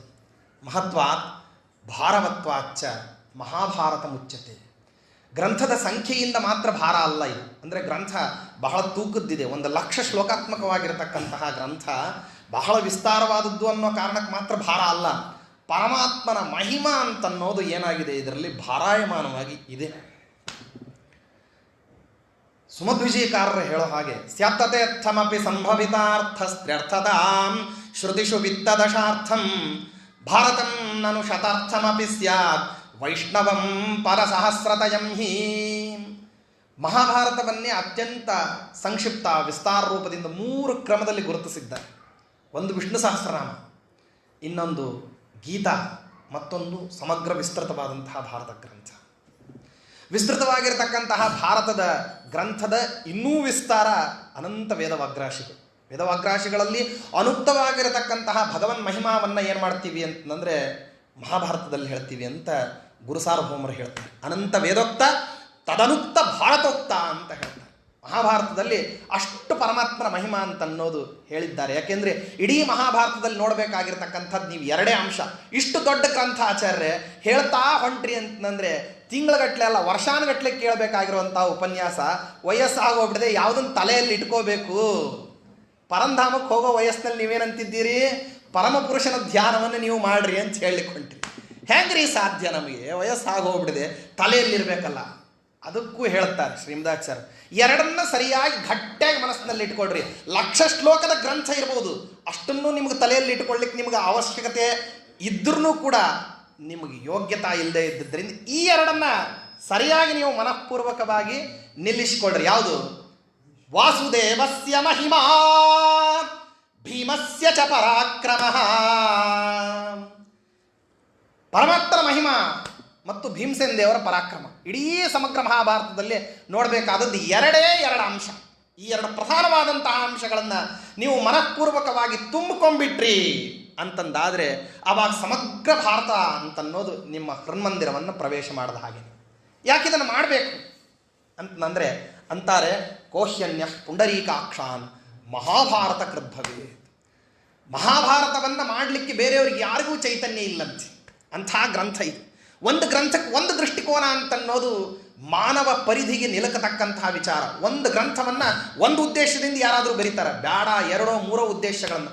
ಅನಂತೋದ್ದೇಶದಿಂದಾಗಿ ಪರಮಾತ್ಮ ಭಾರತ ಗ್ರಂಥವನ್ನು ಪ್ರಸ್ತುತಪಡಿಸ್ತಾನೆ. ನಾನಾ ವಿಧವಾದಂತಹ ಆಯಾಮಗಳು. ಭಾರತದಲ್ಲಿ ಇಲ್ಲದೆ ಇರತಕ್ಕಂತಹ ವಿಷಯವೇ ಇಲ್ಲ. ಯದಿ ಹಾಸ್ತಿ ತದನ್ಯತ್ರ ಎನ್ನೇ ಹಾಸ್ತಿ ಕಥಂಚನ. ಇಲ್ಲಿ ಇಲ್ಲ ಅಂತಂದರೆ ಅದು ಜಗತ್ತಿನಲ್ಲಿ ಆ ವಿಷಯ ಶಶವಿಷಾಣ ತುಲ್ಯ, ಅದು ಎಲ್ಲೆಲ್ಲೂ ಇಲ್ಲ ಅಂತ. ಇನ್ನೆಲ್ಲಾದ್ರೂ ಆ ವಿಷಯದ ಪ್ರಸ್ತುತಿ ಇದೆ ಅಂದರೆ ಅದು ಮಹಾಭಾರತದಲ್ಲಿ ಇರಲೇಬೇಕು. ಅಂಥ ಒಂದು ಅದ್ಭುತವಾಗಿರ್ತಕ್ಕಂತಹ ಸಾಮರ್ಥ್ಯ ಅದು ಮಹಾಭಾರತದ್ದು. ನೀವು ಜೀವನದ ಯಾವ ಆಯಾಮಗಳ ಬಗ್ಗೆ ಬೇಕಾದ್ರೂ ಪ್ರಶ್ನೆ ಕೇಳಿ. ದಾಂಪತ್ಯ, ಆರೋಗ್ಯ, ಸ್ತ್ರೀ ಪುರುಷರ ಧರ್ಮಗಳು, ಆಪದ್ಧರ್ಮ, ನಿತ್ಯ ಧರ್ಮ, ಭಗವನ್ಮಹಿಮ, ದೇವತಾ ತಾರತಮ್ಯ, ವೈದ್ಯಕೀಯ ವಿಜ್ಞಾನ, ತಂತ್ರಗಾರಿಕೆ, ಕುಟಿಲ ನೀತಿ, ರಾಜನೀತಿ, ಅರ್ಥಶಾಸ್ತ್ರ, ಧರ್ಮಗಳು, ಮತ್ತು ಸಾಮಾನ್ಯ ಜೀವನ, ಸಾಮಾನ್ಯನಲ್ಲಿ ಪುರುಷನ ಜೀವನ, ಸ್ತ್ರೀ ಜೀವನ, ವರ್ಣಾಶ್ರಮ ಧರ್ಮ ಪ್ರಾಪ್ತವಾಗಿರತಕ್ಕಂತಹ ಬ್ರಾಹ್ಮಣ, ಕ್ಷತ್ರಿಯ, ವೈಶ್ಯ, ಶೂದ್ರಾದಿಗಳ ವ್ಯವಸ್ಥೆ, ಇವರುಗಳಿಗೆ ಹೇಳಿರ್ತಕ್ಕಂತಹ ಪ್ರತ್ಯೇಕವಾಗಿರತಕ್ಕಂತಹ ಧರ್ಮಗಳು, ವೈಷ್ಣವ ಧರ್ಮಗಳು, ವೈಯಕ್ತಿಕ ಧರ್ಮಗಳು, ಎಷ್ಟು ಓತಪ್ರೋತವಾಗಿ ಮಹಾಭಾರತದ ಪಟ್ಟಿಯನ್ನು ಹೇಳ್ತಾ ಹೊರಟ್ರೆ, ವಿಷಯಗಳ ಪಟ್ಟಿಯನ್ನು ಹೇಳಿಕೊಟ್ರೆ ಅದೇ ಒಂದು ಮಹಾಭಾರತ ಆಗ್ಬಿಡ್ತದೆ. ಅಷ್ಟು ವಿಸ್ತೃತವಾದಂಥದ್ದು. 18 ಪರ್ವಾತ್ಮಕವಾಗಿರತಕ್ಕಂತಹ ಈ ಗ್ರಂಥದಲ್ಲಿ ಅವಾಂತರ ಪರ್ವಗಳು 100. ಒಂದೊಂದು ಪರ್ವಕ್ಕೆ 100 ಪರ್ವಗಳಿದ್ದಾವೆ. ಒಳಗೊಳಗೆ ವಿಷಯಗಳನ್ನು ಪರಮಾತ್ಮ ಹುದುಗಿಸಿ ಇಟ್ಟಿದ್ದಾನೆ. ಒಂದೊಂದು ಪರ್ವದ ವಿಚಾರವನ್ನು ಹೇಳ್ತಾ ಹೊರಟಂತಹ ಸಂದರ್ಭದಲ್ಲೂ ಇಷ್ಟ ಅಗಾಧವಾಗಿರತಕ್ಕಂತಹ ವಿಚಾರದ ಧಾರೆಯನ್ನು ಹೆಂಗೆ ಹೇಳ್ತಾನೆ ಪರಮಾತ್ಮ. ವಿಷಯದ ಪ್ರಸ್ತುತಿಯೂ ಕೂಡ ಸಾಂದರ್ಭಿಕವಾದಂತಹ ರೀತಿಯಲ್ಲಿ ಮನಮುಟ್ಟೋ ಹಾಗೆ ವರ್ಣನ ಮಾಡ್ತಾನೆ. ಆದ್ದರಿಂದಾಗಿ ಉದ್ಗಾರವನ್ನು ತೆಗೀತದೆ ಶಾಸ್ತ್ರಗ್ರಂಥ. ಏನಂತಂದರೆ ಕೋಹ್ಯನ್ಯ ಪುಂಡರೀಕಾಕ್ಷಾನ್ ಮಹಾಭಾರತ ಕೃದ್ಭವೇ. ಇನ್ಯಾರಿಗ್ರಿ ಮಾಡ್ಲಿಕ್ಕೆ ಸಾಧ್ಯ? ಇಂಥ ಗ್ರಂಥವನ್ನು ನಿರ್ಮಾಣ ಮಾಡಬೇಕಂದ್ರೆ ಅಚಿಂತ್ಯಾದ್ಭುತ ಶಕ್ತಿ ಸಂಪನ್ನನಾದಂತಹ ಪರಮಾತ್ಮ ನಿರ್ಮಾಣ ಮಾಡಬೇಕೇ ಹೊರತಾಗಿ ಬೇರೆಯವರಿಗೆಲ್ಲರಿಗೂ ನಿರ್ಮಾಣ ಮಾಡಲಿಕ್ಕೆ ಸಾಧ್ಯವೇ ಇಲ್ಲ ಅಂತ ಹೇಳ್ತದೆ. ಅಂತಹ ಮಹಾಭಾರತದ ಪ್ರತಿ ಶ್ಲೋಕಕ್ಕೆ 10 ಅರ್ಥ. ಒಂದೊಂದು ಶ್ಲೋಕಕ್ಕೆ 10 ಅರ್ಥ.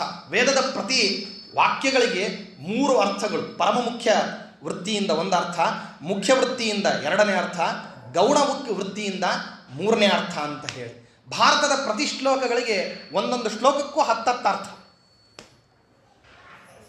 ಮಹಾಭಾರತ ಅಂತರ್ಗತವಾಗಿರ್ತಕ್ಕಂತಹ ಪರಮಾತ್ಮನ ವಿಶಿಷ್ಟವಾದಂತಹ ರೂಪವನ್ನು ಪ್ರಸ್ತಾಪನ ಮಾಡತಕ್ಕಂಥ ಪ್ರತಿ ಶಬ್ದಗಳಿಗೆ, ವಿಶ್ವಾದಿ ಪ್ರತಿ ಶಬ್ದಗಳಿಗೆ ಒಂದೊಂದು ಶಬ್ದಕ್ಕೆ 100 ಅರ್ಥ. ಇಂಥ ಒಂದು ಅದ್ಭುತವಾಗಿರತಕ್ಕಂತಹ ವಿಸ್ತಾರವಾದಂತಹ ಶಬ್ದ ರಾಶಿ, ವಿಸ್ತಾರವಾಗಿರತಕ್ಕಂಥ ಅರ್ಥದ ರಾಶಿ, ನೋಡಲಿಕ್ಕೆ ಅಗಾಧವಾದ ಸಾಗರ ಇದ್ದಂಗಿದೆ.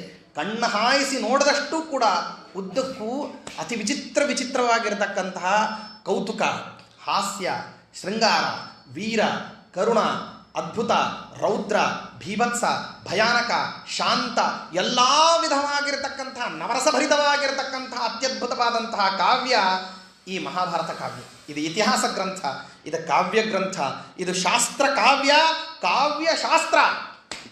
ಇದನ್ನು ಎರಡು ರೀತಿಯಿಂದಲೂ ಕೂಡ ನೀವು ಯಾವ್ಯಾವ ರೀತಿಯಲ್ಲಿ ವಿಮರ್ಶೆ ಮಾಡ್ತಾ ಹೋಗ್ತೀರಿ ಮಹಾಭಾರತದಲ್ಲಿ, ಅಂಥಂಥ ವಿಷಯಗಳ ಪ್ರಸ್ತುತಿ ಅನ್ನೋದು ಬರ್ತಾ ಹೋಗ್ತದೆ.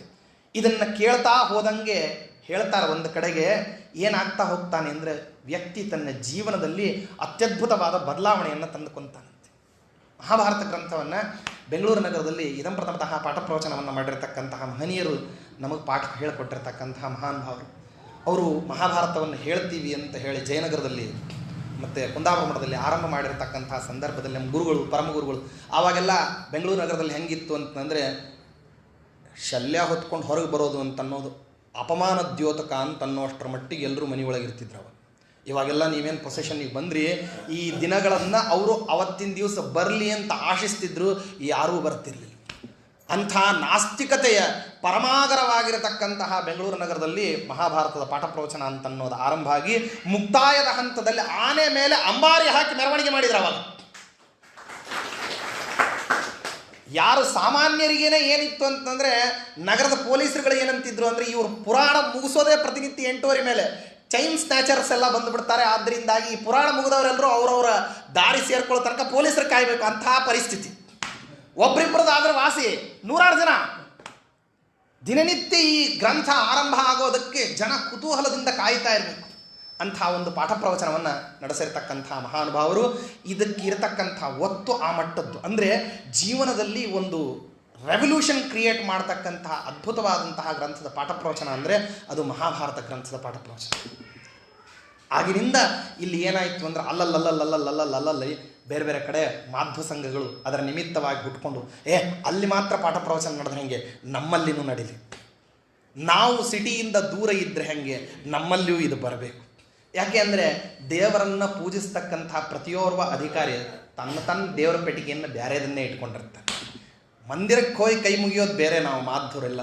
ಆದರೆ ನಾವು ಎಷ್ಟೇ ಸರ್ತೆ ಹೋಗಿ ದೇವರ ಮಂದಿರಕ್ಕೆ, ದೇವಾಲಯಕ್ಕೆ ಹೋಗಿ ಕೈ ಮುಗಿದ್ರೂ ಕೂಡ ನಮ್ಮನೆ ದೇವರ ಪೆಟ್ಟಿಗೆ ಅನ್ನೋದೇನಿದೆಯಲ್ಲ ಅದಿದ್ದೇ ಇರ್ತದೆ. ನಾವಲ್ಲಿ ಬಿಚ್ಚೋರೆ, ನಿರ್ಮಾಲ್ಯ ಮಾಡೋರೆ, ಷೋಡಶೋಪಚಾರ ಮಾಡೋರೆ ನಾವು. ಅದು ನಮ್ಮ ಸಿದ್ಧಾಂತದ ಅತ್ಯಧಿಕವಾದಂತಹ ಸ್ವಾರಸ್ಯ. ಆದ್ದರಿಂದ ನಾವು ಯಾವತ್ತಿಗೆ ಸಂಸ್ಕಾರ ಭರಿತರಾಗ್ತೀವಿ, ನಮ್ಮನೆ ದೇವರ ಪೆಟ್ಟಿಗೆ ಯಾವಾಗ ಬಿಚ್ಚುತ್ತೀವಿ, ನಮ್ಮ ಮನೆಯ ದೇವರ ಪೆಟ್ಟಿಗೆ, ನಮ್ಮ ಮನಸ್ಸಿನ ದೇವರ ಪೆಟ್ಟಿಗೆಯನ್ನು ನಾವು ಯಾವಾಗ ಬಿಚ್ಚುತ್ತೀವಿ, ಅದರ ಒಂದು ಪ್ರಭಾ ವಲಯ ಅಂತನ್ನೋದೇನಾಗ್ತದೆ ಮನೆಯಲ್ಲಿ ಇದ್ದವ್ರು ಬರ್ತದೆ. ಮನೆಯಲ್ಲಿ ಒಂದು ದೇವ್ರ ಪೂಜೆ ನಡೀತಾ ಇದೆ ಅಂತಂದರೆ ಆ ಸಮಯಕ್ಕೆ ನಾ ಹೇಗಿರಬೇಕು ಅಂತ ಮನೆಯ ಜನ ಎಲ್ಲ ನಿರ್ಧಾರ ಮಾಡ್ಕೊತಾರೆ. ಉಪನ್ಯಾಸಕ್ಕೆ ಬರೋರು ಯಾರ್ಯಾರು ಇದ್ದೀರೋ ಅವರೆಲ್ಲರೂ ನೀವು ಎಷ್ಟೆಷ್ಟು ನೀವು ಇದನ್ನು ಹೃದಯಪೂರ್ವಕವಾಗಿ ಅನುಸಂಧಾನ ಮಾಡ್ತೀರಿ, ನಿಮ್ಮ ಪ್ರಭಾವಲಯ ಎಷ್ಟಿರ್ತದೆ ಅಂದರೆ ಮನೆಯಲ್ಲಿ ಇದರ ಪರಿಣಾಮಗಳಾಗ್ತದೆ. ಅಷ್ಟೊಂದು ಅದ್ಭುತವಾದಂತಹ ಗ್ರಂಥ ಇದು. ಆದ್ದರಿಂದ ಉಪನ್ಯಾಸಕ್ಕೆ ಬರೋರೆಲ್ಲರೂ ಕೂಡ ಇದನ್ನು ಕೇಳೋದಷ್ಟೇ ಅಲ್ಲ, ಮನಃಪೂರ್ವಕವಾಗಿ ಈ ವಿಷಯಗಳನ್ನು ಆಲೋಚನೆ ಮಾಡಿರಿ. ಯಾಕೆಂದರೆ ಉಪನ್ಯಾಸ 1 ಗಂಟೆ ಇರೋದು, 23 ಗಂಟೆ ಏನಿದೆ ಅಂತಂದರೆ ಇದನ್ನು ಆಲೋಚನೆ ಮಾಡಲಿಕ್ಕೆ, ಪ್ರಶ್ನೆಗಳನ್ನು ಮಾಡಿಕೊಳ್ಳಿಕ್ಕೆ, ಯಾವ ಮರಳಿ ಬಂದರೆ ನಮ್ಮನ್ನು ಪ್ರಶ್ನೆಯನ್ನು ಕೇಳಲಿಕ್ಕೆ ನೀವು ಸಿದ್ಧರಾಗಿದ್ರಿ ಅಂತಂದರೆ ನಿಮ್ಮನ್ನು ನಾವು ಸ್ವಾಗತಿಸೋದು ಬೇರೆ ರೀತಿಯಲ್ಲೇ. ಆ ರೀತಿಯಾದಂಥ ಒಂದು ರೆವಲ್ಯೂಷನ್, ಆ ಕ್ರಮದ ಒಂದು ಬದಲಾವಣೆ ಅದೇನಾಗಬೇಕು, ಉಪನ್ಯಾಸದಿಂದ ಬರಬೇಕು. ಯಾಕೆ ಅಂದರೆ ಶ್ರವಣ ಮಾತ್ರ ವಾಸ್ತವದಲ್ಲಿ ಏನಲ್ಲ ಅಂತಂದರೆ ಸಾಧನೆ ಅಲ್ಲ. ಅದರ ನಂತರದಲ್ಲಿ ಏನಿದೆ, ಮನನ ಇದೆ, ಅದರ ಮುಂದೆ ನಿಧಿಧ್ಯಾಸನ ಇದೆ. ಇದು ಮೊದಲನೇ ಮೆಟ್ಲಷ್ಟೇ. ಮೊದಲನೇ ಮೆಟ್ಲಿಗೆ ಮಾತ್ರ ನಾವೆಲ್ಲರೂ ಸೇರಬೇಕು. ಮುಂದಿನ ಮೆಟ್ಲಿನಲ್ಲಿ ನೀವೆಲ್ಲ ಏನಿದ್ದೀರಿ, ಏಕಾಂಗಿಗಳಿದ್ದೀರಿ. ಯಾಕೆ ಅಂದರೆ ಶ್ರವಣದ ಸಂದರ್ಭದಲ್ಲಿ ಮಾತ್ರ ನಿಮ್ಮ ಪಕ್ಕದಲ್ಲಿ ಬೇರೆಯವರೊಬ್ಬರು ಕೂತಿರ್ತಾರೆ. ಮನನ, ನಿಧಿಧ್ಯಾಸನಾದಿ ನವದಾತ್ಮಕವಾಗಿರ್ತಕ್ಕಂತಹ ಭಕ್ತಿಯನ್ನು ನೀವು ಮಾಡಬೇಕಾದ್ರೆ ನೀವೆಲ್ಲರೂ ಪ್ರತಿಯೊಬ್ಬರು ಏಕಾಂಗಿಗಳಾಗಿರ್ತೀರಿ. ನಿಮ್ಮ ಜೊತೆಗೆ ತತ್ವಾಭಿಮಾನಿ ದೇವತೆಗಳಿರ್ತಾರೆ, ನಿಮ್ಮ ಜೊತೆಗೆ ವಾಯುದೇವರು ಇರ್ತಾರೆ, ನಿಮ್ಮ ಸಮ್ಮುಖದಲ್ಲಿ ಪರಮಾತ್ಮನಿದ್ದಾನೆ ಅಂತನ್ನುವಂತಹ ಕರೆಯನ್ನು ಶಾಸ್ತ್ರ ಗ್ರಂಥ ಕೊಡ್ತದೆ. ಆದ್ದರಿಂದ ಮಹಾಭಾರತವನ್ನು ಆ ಕ್ರಮದಲ್ಲಿ ಏನು ಮಾಡಬೇಕು ಅಂತಂದರೆ ನಿತ್ಯ ನಿರಂತರವಾಗಿ ಅನುಸಂಧಾನ ಮಾಡಬೇಕು. ಇಂಥ ಮಹಾಭಾರತ ಗ್ರಂಥದಲ್ಲಿ ನೀವು ನೋಡಬೇಕಾದಂತಹ ಈ 2 ಅಂಶಗಳನ್ನು ಮನಃಪೂರ್ವಕವಾಗಿ, ಯಾಕೆ ಅಂದರೆ ಪ್ರಧಾನವಾದಂಥದ್ದು ಇಲ್ಲಿ 2 ಅಂಶಗಳು. ನಾವು ಅದಕ್ಕೇನೆ ಇಲ್ಲಿ ವೇದಘೋಷ ಮಾಡಿಸಿದಾಗಲೂ ಮೊದಲು ನರಸಿಂಹ ಸ್ತೋತ್ರ, ಆನಂತರದಲ್ಲಿ ಪವಮಾನ ಸ್ತುತಿ.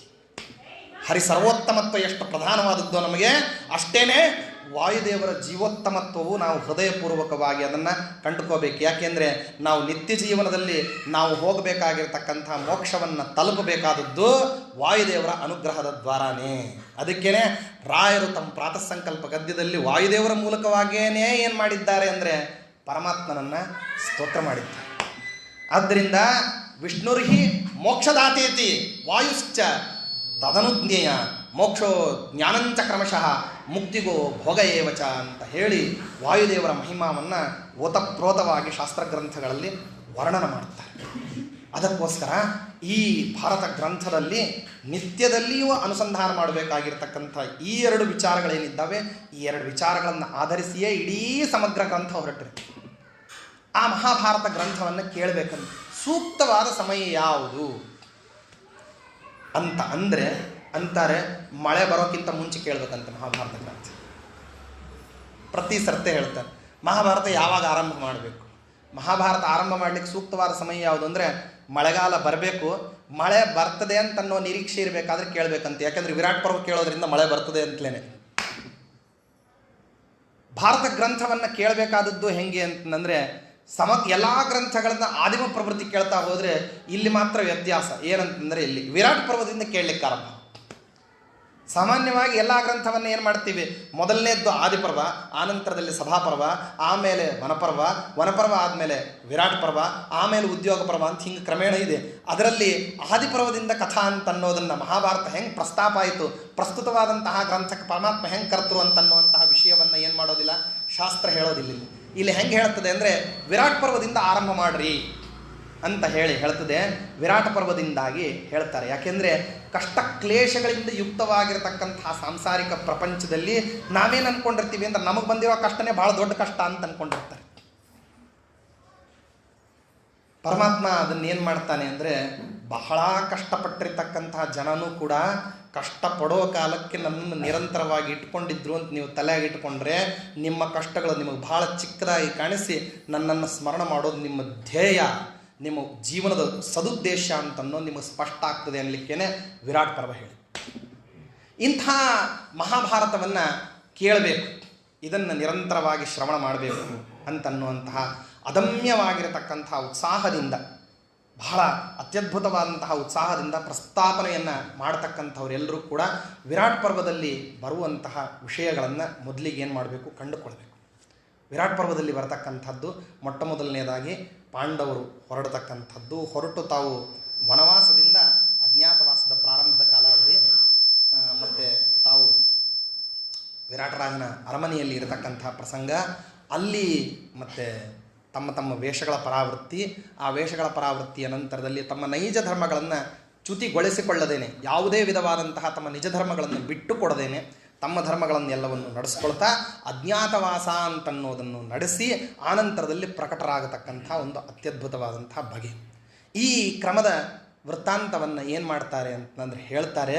ಅದಕ್ಕೇನೆ ಭಾರತ ಗ್ರಂಥದಲ್ಲಿ ಅತ್ಯಧಿಕವಾದ ಸಾರಭಾಗ ಯಾವುದು ಅಂದರೆ ವಿರಾಟ ಉದ್ಯೋಗ ಸಾರವಾನ್. ವಿರಾಟ್ ಪರ್ವ ಮತ್ತು ಉದ್ಯೋಗ ಪರ್ವ ಇದು ಸಾರಭರಿತವಾದಂತಹ ಪರ್ವ. ಹೆಂಗೆ ಭಾಗವತದಲ್ಲಿ ದಶಮಸ್ಕಂಧವನ್ನು ಸಾರಭಾಗ ಅಂತ ಕರಿತೀವಿ, ಆ ರೀತಿ ಮಹಾಭಾರತದಲ್ಲಿ ಸಾರಭಾಗ ಯಾವುದು ಅಂತಂದರೆ ಅದು ವಿರಾಟ್ ಪರ್ವ ಮತ್ತು ಉದ್ಯೋಗ ಪರ್ವ.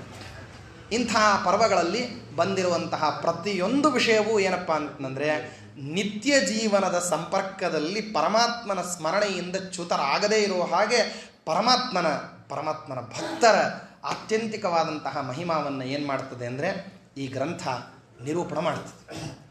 ಭಾರತವನ್ನು ಶ್ರವಣ ಮಾಡಬೇಕಾಗಿರತಕ್ಕಂಥ ಅಧಿಕಾರಿ ತಾನು ಏನು ಮಾಡಬೇಕು ನಿತ್ಯದಲ್ಲಿ ಅಂದರೆ ಇದಕ್ಕೋಸ್ಕರವಾಗಿ ನಾನು ನನ್ನ ಜೀವನವನ್ನು, ನನಗೆ ಅತ್ಯಂತ ದೊರಕಿರತಕ್ಕಂಥ ಬಹುದೊಡ್ಡ ಲಾಭ ಅಂದರೆ ಅದು ಮನುಷ್ಯ ಜನ್ಮದಲ್ಲಿ ಬಹುದೊಡ್ಡ ಲಾಭ ಅಂದರೆ ಅದು ಮಹಾಭಾರತದ ಶ್ರವಣ ಅಂತ ಅನ್ಕೋಬೇಕಂತೆ. ಯಾಕೆಂದರೆ ಹೇಳ್ತಾರಲ್ಲ ಗೋಪಾಲದಾಸರು, ಅವನಿಯೊಳಗೆ ಪುಣ್ಯಕ್ಷೇತ್ರ ಚರಿಸುವ ಹವಣಿಕೆಯನಗಿಲ್ಲ, ಪವನಾತ್ಮಕ ಗುರು ಮಧ್ವಶಾಸ್ತ್ರದ ಪ್ರವಚನ ಕೇಳಲಿಲ್ಲ, ತವಕದಿಂದ ಗುರು ಹಿರಿಯರ ಸೇವಿಸಿ ಅವರನೊಲಿಸಲಿಲ್ಲ, ರವಿನಂದನ ಕೇಳಿದರುತ್ತರ ಕೊಡೆ ವಿವರಸರಕು ಒಂದಾದರಿಲ್ಲ ಹ್ಯಾಂಗೆ ಮಾಡಲಯ್ಯ ಕೃಷ್ಣ ಹೋಗುತ್ತಿದೆ ಆಯುಷ್ಯ. ಅವನಿಯೊಳಗೆ ಪುಣ್ಯಕ್ಷೇತ್ರ ಚರಿಸುವ ಹವಣಿಕೆಯನಗಿಲ್ಲ. ನಿತ್ಯದಲ್ಲಿ ಪುಣ್ಯಕ್ಷೇತ್ರವನ್ನು ಸಂಚಾರ ಮಾಡಬೇಕಂತ ಇಲ್ಲೇ ಮಹಾಭಾರತದಲ್ಲಿ ಹೇಳ್ತಾರೆ. ಕುಂತಿದೇವಿ ಒಂದು ಕಡೆ ಹೇಳ್ತಾಳೆ, ಏಕಚಕ್ರ ನಗರದಲ್ಲಿರುವಂಥ ಸಮಯದಲ್ಲಿ ನಾವಿನ್ನು ಹೊರಡಬೇಕಪ್ಪ. ಬಕಾಸುರನ ಸಂಹಾರ ಮಾಡ್ತಾರೆ ಭೀಮಸೇನ ದೇವರು. ನಗರದ ಜನರು ಎಲ್ಲರೂ ಕೂಡ ಸೇರಿಕೊಂಡು ಸನ್ಮಾನ ಮಾಡಬೇಕು ಅಂತ ಬಂದಾಗ ಭೀಮಸೇನ ದೇವರು ಹೇಳ್ತಾರೆ, ನನಗೆ ಬೇಡ ಈ ಸನ್ಮಾನ. ಊರಿನಲ್ಲಿ ನಿಮ್ಮ ಊರಿನ ದೇವತೆ ನರಸಿಂಹದೇವರು, ಆ ದೇವರ ಉತ್ಸವ, ದೇವರ ನಿತ್ಯ ಏನೊಂದು ಅದ್ಭುತವಾಗಿರತಕ್ಕಂತಹ ಉತ್ಸವ, ಜಾಗಟೆ ಹೊಡೆದ್ರೆ ಇಡೀ ಊರಿಗಿಡೀ ಕೇಳಿಸ್ಬೇಕಲ್ಲ, ಆ ಉತ್ಸವಗಳು ನಿಂತು ಹೋಗ್ಬಿಟ್ಟಿದ್ದಾವೆ. ಅದನ್ನು ನಿರಂತರವಾಗಿ ನಡೆಸಲಿಕ್ಕೆ ಏನೇನು ನನಗೆ ಕೊಡ್ಬೇಕು ಅಂದ್ಕೊಂಡಿದ್ದೀರಿ ಅದನ್ನು, ಆ ದೇವಸ್ಥಾನವನ್ನು ಪುನರುತ್ಥಾನ ಮಾಡಲಿಕ್ಕೆ ಕೊಡ್ರಿ ಅಂತ ಹೇಳಿ ಅಲ್ಲಿಂದ ಹೊರಡುವಂತಹ ಸಂದರ್ಭದಲ್ಲಿ ಕುಂತಿದೇವಿ ಅಂತಾಳೆ, ಬಹಳ ದಿವಸ ಇಲ್ಲಿ ಇರಬಾರ್ದು. ಯಾಕೆ ಅಂದರೆ ಸಂಚಾರರಹಿತನಾಗಿರತಕ್ಕಂತಹ ಸಾಧಕನನ್ನು ಭೂಮಿ ನುಂಗಿ ಬಿಡ್ತದಂತೆ. ನಿತ್ಯದಲ್ಲಿ ಏನು ಮಾಡಬೇಕು ಅಂತಂದ್ರೆ ಒಂದೇ ಕಡೆ ಇರ್ಲಿಕ್ಕೆ ಹೋಗಬಾರ್ದಂತೆ. ಬ್ರಾಹ್ಮಣನಾಗಿರ್ತಕ್ಕಂಥವನು ನಿತ್ಯ ಪರಿಕ್ರಮ ಮಾಡಬೇಕಂತೆ. ನಿತ್ಯದಲ್ಲಿ ತಾನೇನು ಮಾಡಬೇಕು ಅಂತಂದರೆ ಸಂಚಾರಶೀಲನಾಗಿ, ಸಂಚಾರವಂತನಾಗಿ ಏನೇ ಬೇರೆ ಬೇರೆ ದೇಶಗಳಲ್ಲಿ, ಬೇರೆ ಬೇರೆ ಕಾಲಗಳಲ್ಲಿ, ಬೇರೆ ಬೇರೆ ಕ್ಷೇತ್ರಗಳಲ್ಲಿ ಏನು ಮಾಡಬೇಕು ಅಂದರೆ ತನ್ನ ನಿತ್ಯ ಧರ್ಮಗಳನ್ನು ನಡೆಸಬೇಕಂತೆ. ಅನ್ಯಥಾ ಮೇದಿನಿ ಬ್ರಾಹ್ಮಣಂ ಗ್ರಸತಿ, ಭೂಮಿ ಬ್ರಾಹ್ಮಣನನ್ನು ನುಂಗಿ ಬಿಡುತ್ತದೆ. ಅಂದರೆ ಏನರ್ಥ, ಸಾಧನಹೀನನನ್ನಾಗಿ ಮಾಡಿಬಿಡುತ್ತೆ. ಸಾಧನವಂತನಾಗಬೇಕು ಪುರುಷ ಅಂತಂದರೆ ನಿತ್ಯ ಏನು ಮಾಡಬೇಕು ಅಂದರೆ ತಾನು ಸಂಚಾರಶೀಲನಾಗಬೇಕು ಅಂತ ಒಂದು ಕಾರಣವನ್ನು ಹೇಳ್ತಾಳೆ. ಎರಡನೇದು ಇನ್ನೊಂದು ಕಾರಣವನ್ನು ಪ್ರಸ್ತಾಪ ಮಾಡ್ತಾಳೆ ಕುಂತಿದೇವಿ. ಎಷ್ಟು ಸಂಚರಣಶೀಲನಾಗ್ತಾನೋ ಆ ವ್ಯಕ್ತಿ ಅಷ್ಟಷ್ಟು ಧರ್ಮದ ಬಗ್ಗೆ ಔತ್ಸುಕ್ಯ ಬುದ್ಧಿಯನ್ನು ಬೆಳೆಸ್ಕೊತಾನೆ. ಅದರಲ್ಲಿಂದ ಏನು ಮಾಡ್ತಾನೆ ಅಂದರೆ ಧರ್ಮಾಚರಣೆಯನ್ನು ಮಾಡ್ತಾನೆ ಅಂತ ಹೇಳ್ತಾಳೆ. ಅದಕ್ಕಾಗಿ ನಾವು ಇಲ್ಲೇ ಇದ್ದು ಬಿಟ್ಟರೆ ಇಲ್ಲಿದ್ದವರಿಗೆ, ಬೇರೆ ಬ್ರಾಹ್ಮಣರಿಗೆ ಏನಾಗ್ಬಿಡ್ತದೆ ಅಂದರೆ ತಮ್ಮ ವೃತ್ತಿ ವ್ಯವಹಾರಾದಿಗಳಿಗೋಸ್ಕರವಾಗಿ ತೊಂದರೆ ಆಗ್ತದೆ.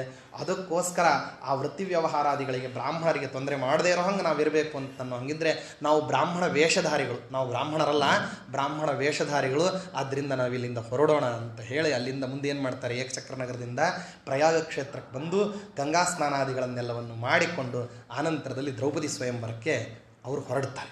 ಇದನ್ನು ಪ್ರಸ್ತಾಪ ಮಾಡಲಿಕ್ಕೆ ಇಷ್ಟೇ ಕಾರಣ ಏನಂದರೆ ನಿತ್ಯ ಅನುಸಂಧಾನ ಮಾಡಬೇಕಾಗಿರತಕ್ಕಂತಹ ಮಹದದ್ಭುತವಾದಂತಹ ಪ್ರಮೇಯ ಏನು ಅಂತಂದರೆ ನಾವು ಮಾಡಬೇಕಾದಂತಹ ಧರ್ಮದಲ್ಲಿ ಚ್ಯುತಿ ಬರದೇ ಇರೋ ಹಾಗೆ ವಿಶೇಷವಾಗಿ ಎಚ್ಚರವನ್ನು ವಹಿಸ್ಕೊಳ್ತಕ್ಕಂಥದ್ದು. ಇಂಥ ವಹಿಸ್ಕೊಳ್ತಕ್ಕಂಥ ಎಚ್ಚರವನ್ನು ಅದೆಷ್ಟೇ ಕಷ್ಟ ಕಾರ್ಪಣ್ಯಗಳಿದ್ದರೂ, ನಿತ್ಯ ಜೀವನದ ಅದೆಷ್ಟೇ ತೊಡಕು ತೊಂದರೆಗಳಿದ್ದರೂ ಕೂಡ ಅದನ್ನು ಬಿಡದೇ ಇರೋ ಹಾಗೆ ಮಾಡಲಿಕ್ಕೇ ವಿರಾಟ್ ಪರ್ವವನ್ನು ಏನು ಮಾಡಿರಿ ಅಂತಾರೆ, ಮೊಟ್ಟ ಮೊದಲನೇದಾಗಿ ಶ್ರವಣ ಮಾಡಿರಿ ಅಂತ. ವಿರಾಟ್ ಪರ್ವದ ಆರಂಭ. ಆ ಆರಂಭದಲ್ಲಿ ಮತ್ತೆ ಪರಮಾತ್ಮ ತಾನು ಏನು ಮಾಡ್ತಾನೆ ಅಂತಂದರೆ ಪಾಂಡವರಿಗೆ ಬಂದಿರತಕ್ಕಂಥ ಅಜ್ಞಾತವಾಸದ ನಿಮಿತ್ತವಾಗಿ ಏನು ಮಾಡಿರಿ, ಪಾಂಡವರು ಹೋಗಲಿ, ಅವರ ಅಜ್ಞಾತವಾಸವನ್ನು ಮಾಡಲಿ. ಆ ಅಜ್ಞಾತವಾಸದ ಫಲಶ್ರುತಿಯಾಗಿ ಏನು ತೋರಿಸ್ಲಿ ಅಂತಂದರೆ ತನ್ನನ್ನು ಎಷ್ಟು ಅವಲಂಬಿಸಿರತಕ್ಕಂಥವ್ರು ಎಂತೆಂಥ ಕಾರ್ಪಣ್ಯದ ಪರಿಸ್ಥಿತಿಯಿಂದ ಹೊರಗೆ ಬರ್ತಾರೆ, ಎಷ್ಟು ಕುತೂಹಲಭರಿತವಾದಂತಹ ಹೊರಬರುವಿಕೆ. ಯಾಕೆಂದರೆ ಪ್ರತಿಯೊಬ್ಬರು ಜೀವನದಲ್ಲಿ ಸುಖ ಪಡ್ತಾರೆ. ನಿಜವಾದಂತಹ ಸುಖ ಯಾವನು ಅನುಭವಿಸ್ತಾನೆ ಅಂದರೆ ಯಾವನಿಗೆ ಕಷ್ಟಗಳ ಕೋಟಲೆಗಳ ಸರಮಾಲೆ ಬಂದಿರ್ತದಲ್ಲ ಅವನಿಗೆ ಸುಖ ಅಂತನ್ನೋದು ಆಪ್ಯಾಯಮಾನವಾಗಿರ್ತದೆ. ನಿರಂತರವಾಗಿ ಸುಖ ಅನುಭವಿಸ್ಬಿಟ್ಟ ಅಂದರೆ ಸುಖದ ಬಗ್ಗೆ ಸ್ವಾರಸ್ಯ ಉಳಿಯೋದಿಲ್ಲ.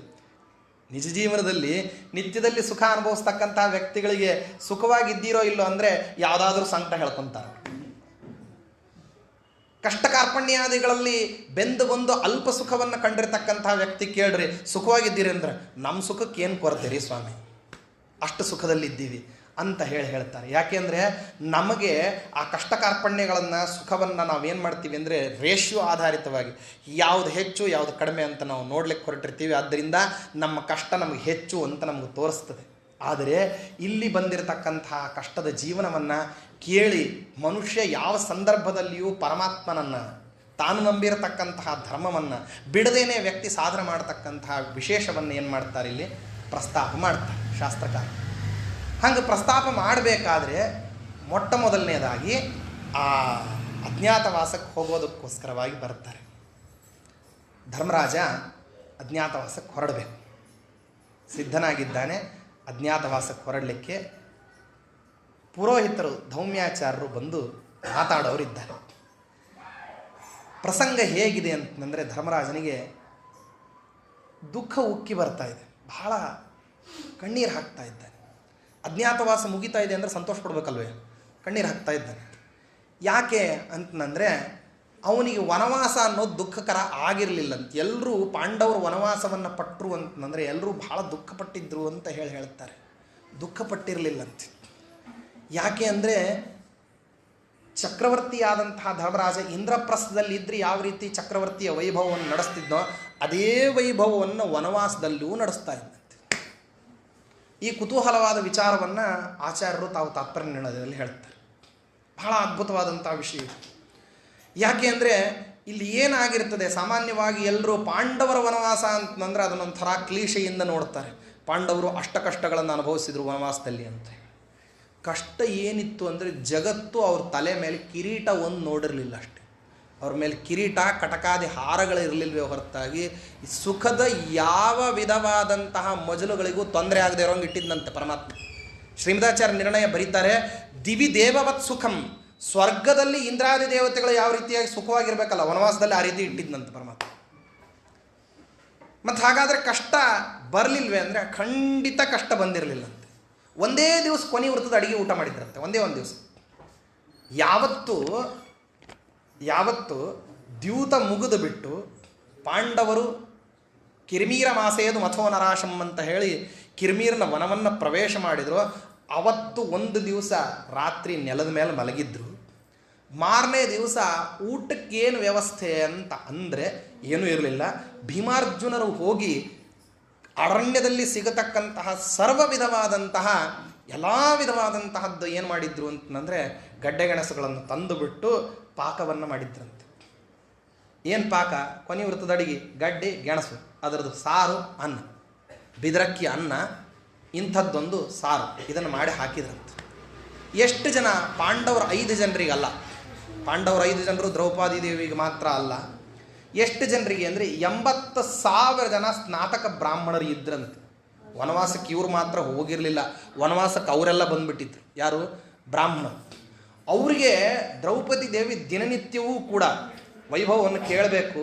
ಹೆಂಗಿರತ್ತೆ ವೈಭವ ಅಂದರೆ ದಿನನಿತ್ಯ 80,000 ಜನ ಬ್ರಾಹ್ಮಣರಿಗೆ ಬಂಗಾರದ ತಟ್ಟೆಯಲ್ಲಿ ಊಟಕ್ಕೆ ಹಾಕ್ತಿದ್ಲಂತೆ. 64 ಭಕ್ಷ್ಯ, ನಿತ್ಯದಲ್ಲಿ 64 ಭಕ್ಷ್ಯಗಳನ್ನು ಬಂಗಾರದ ತಟ್ಟೆಯಲ್ಲಿ 80,000 ಜನ ಬ್ರಾಹ್ಮಣರಿಗೆ ಬಡಿಸಿ ಕೃಷ್ಣಾರ್ಪಣ ಹೇಳಿದ ನಂತರದಲ್ಲಿ ಅವರು ಊಟ ಆದ ಮೇಲೆ ಊಟಕ್ಕೆ ಕೂಡ್ತಕ್ಕಂಥವಳು ಭಾರತೀಯ ಅವತಾರಳಾದಂತಹ ದ್ರೌಪದಿ ದೇವಿ.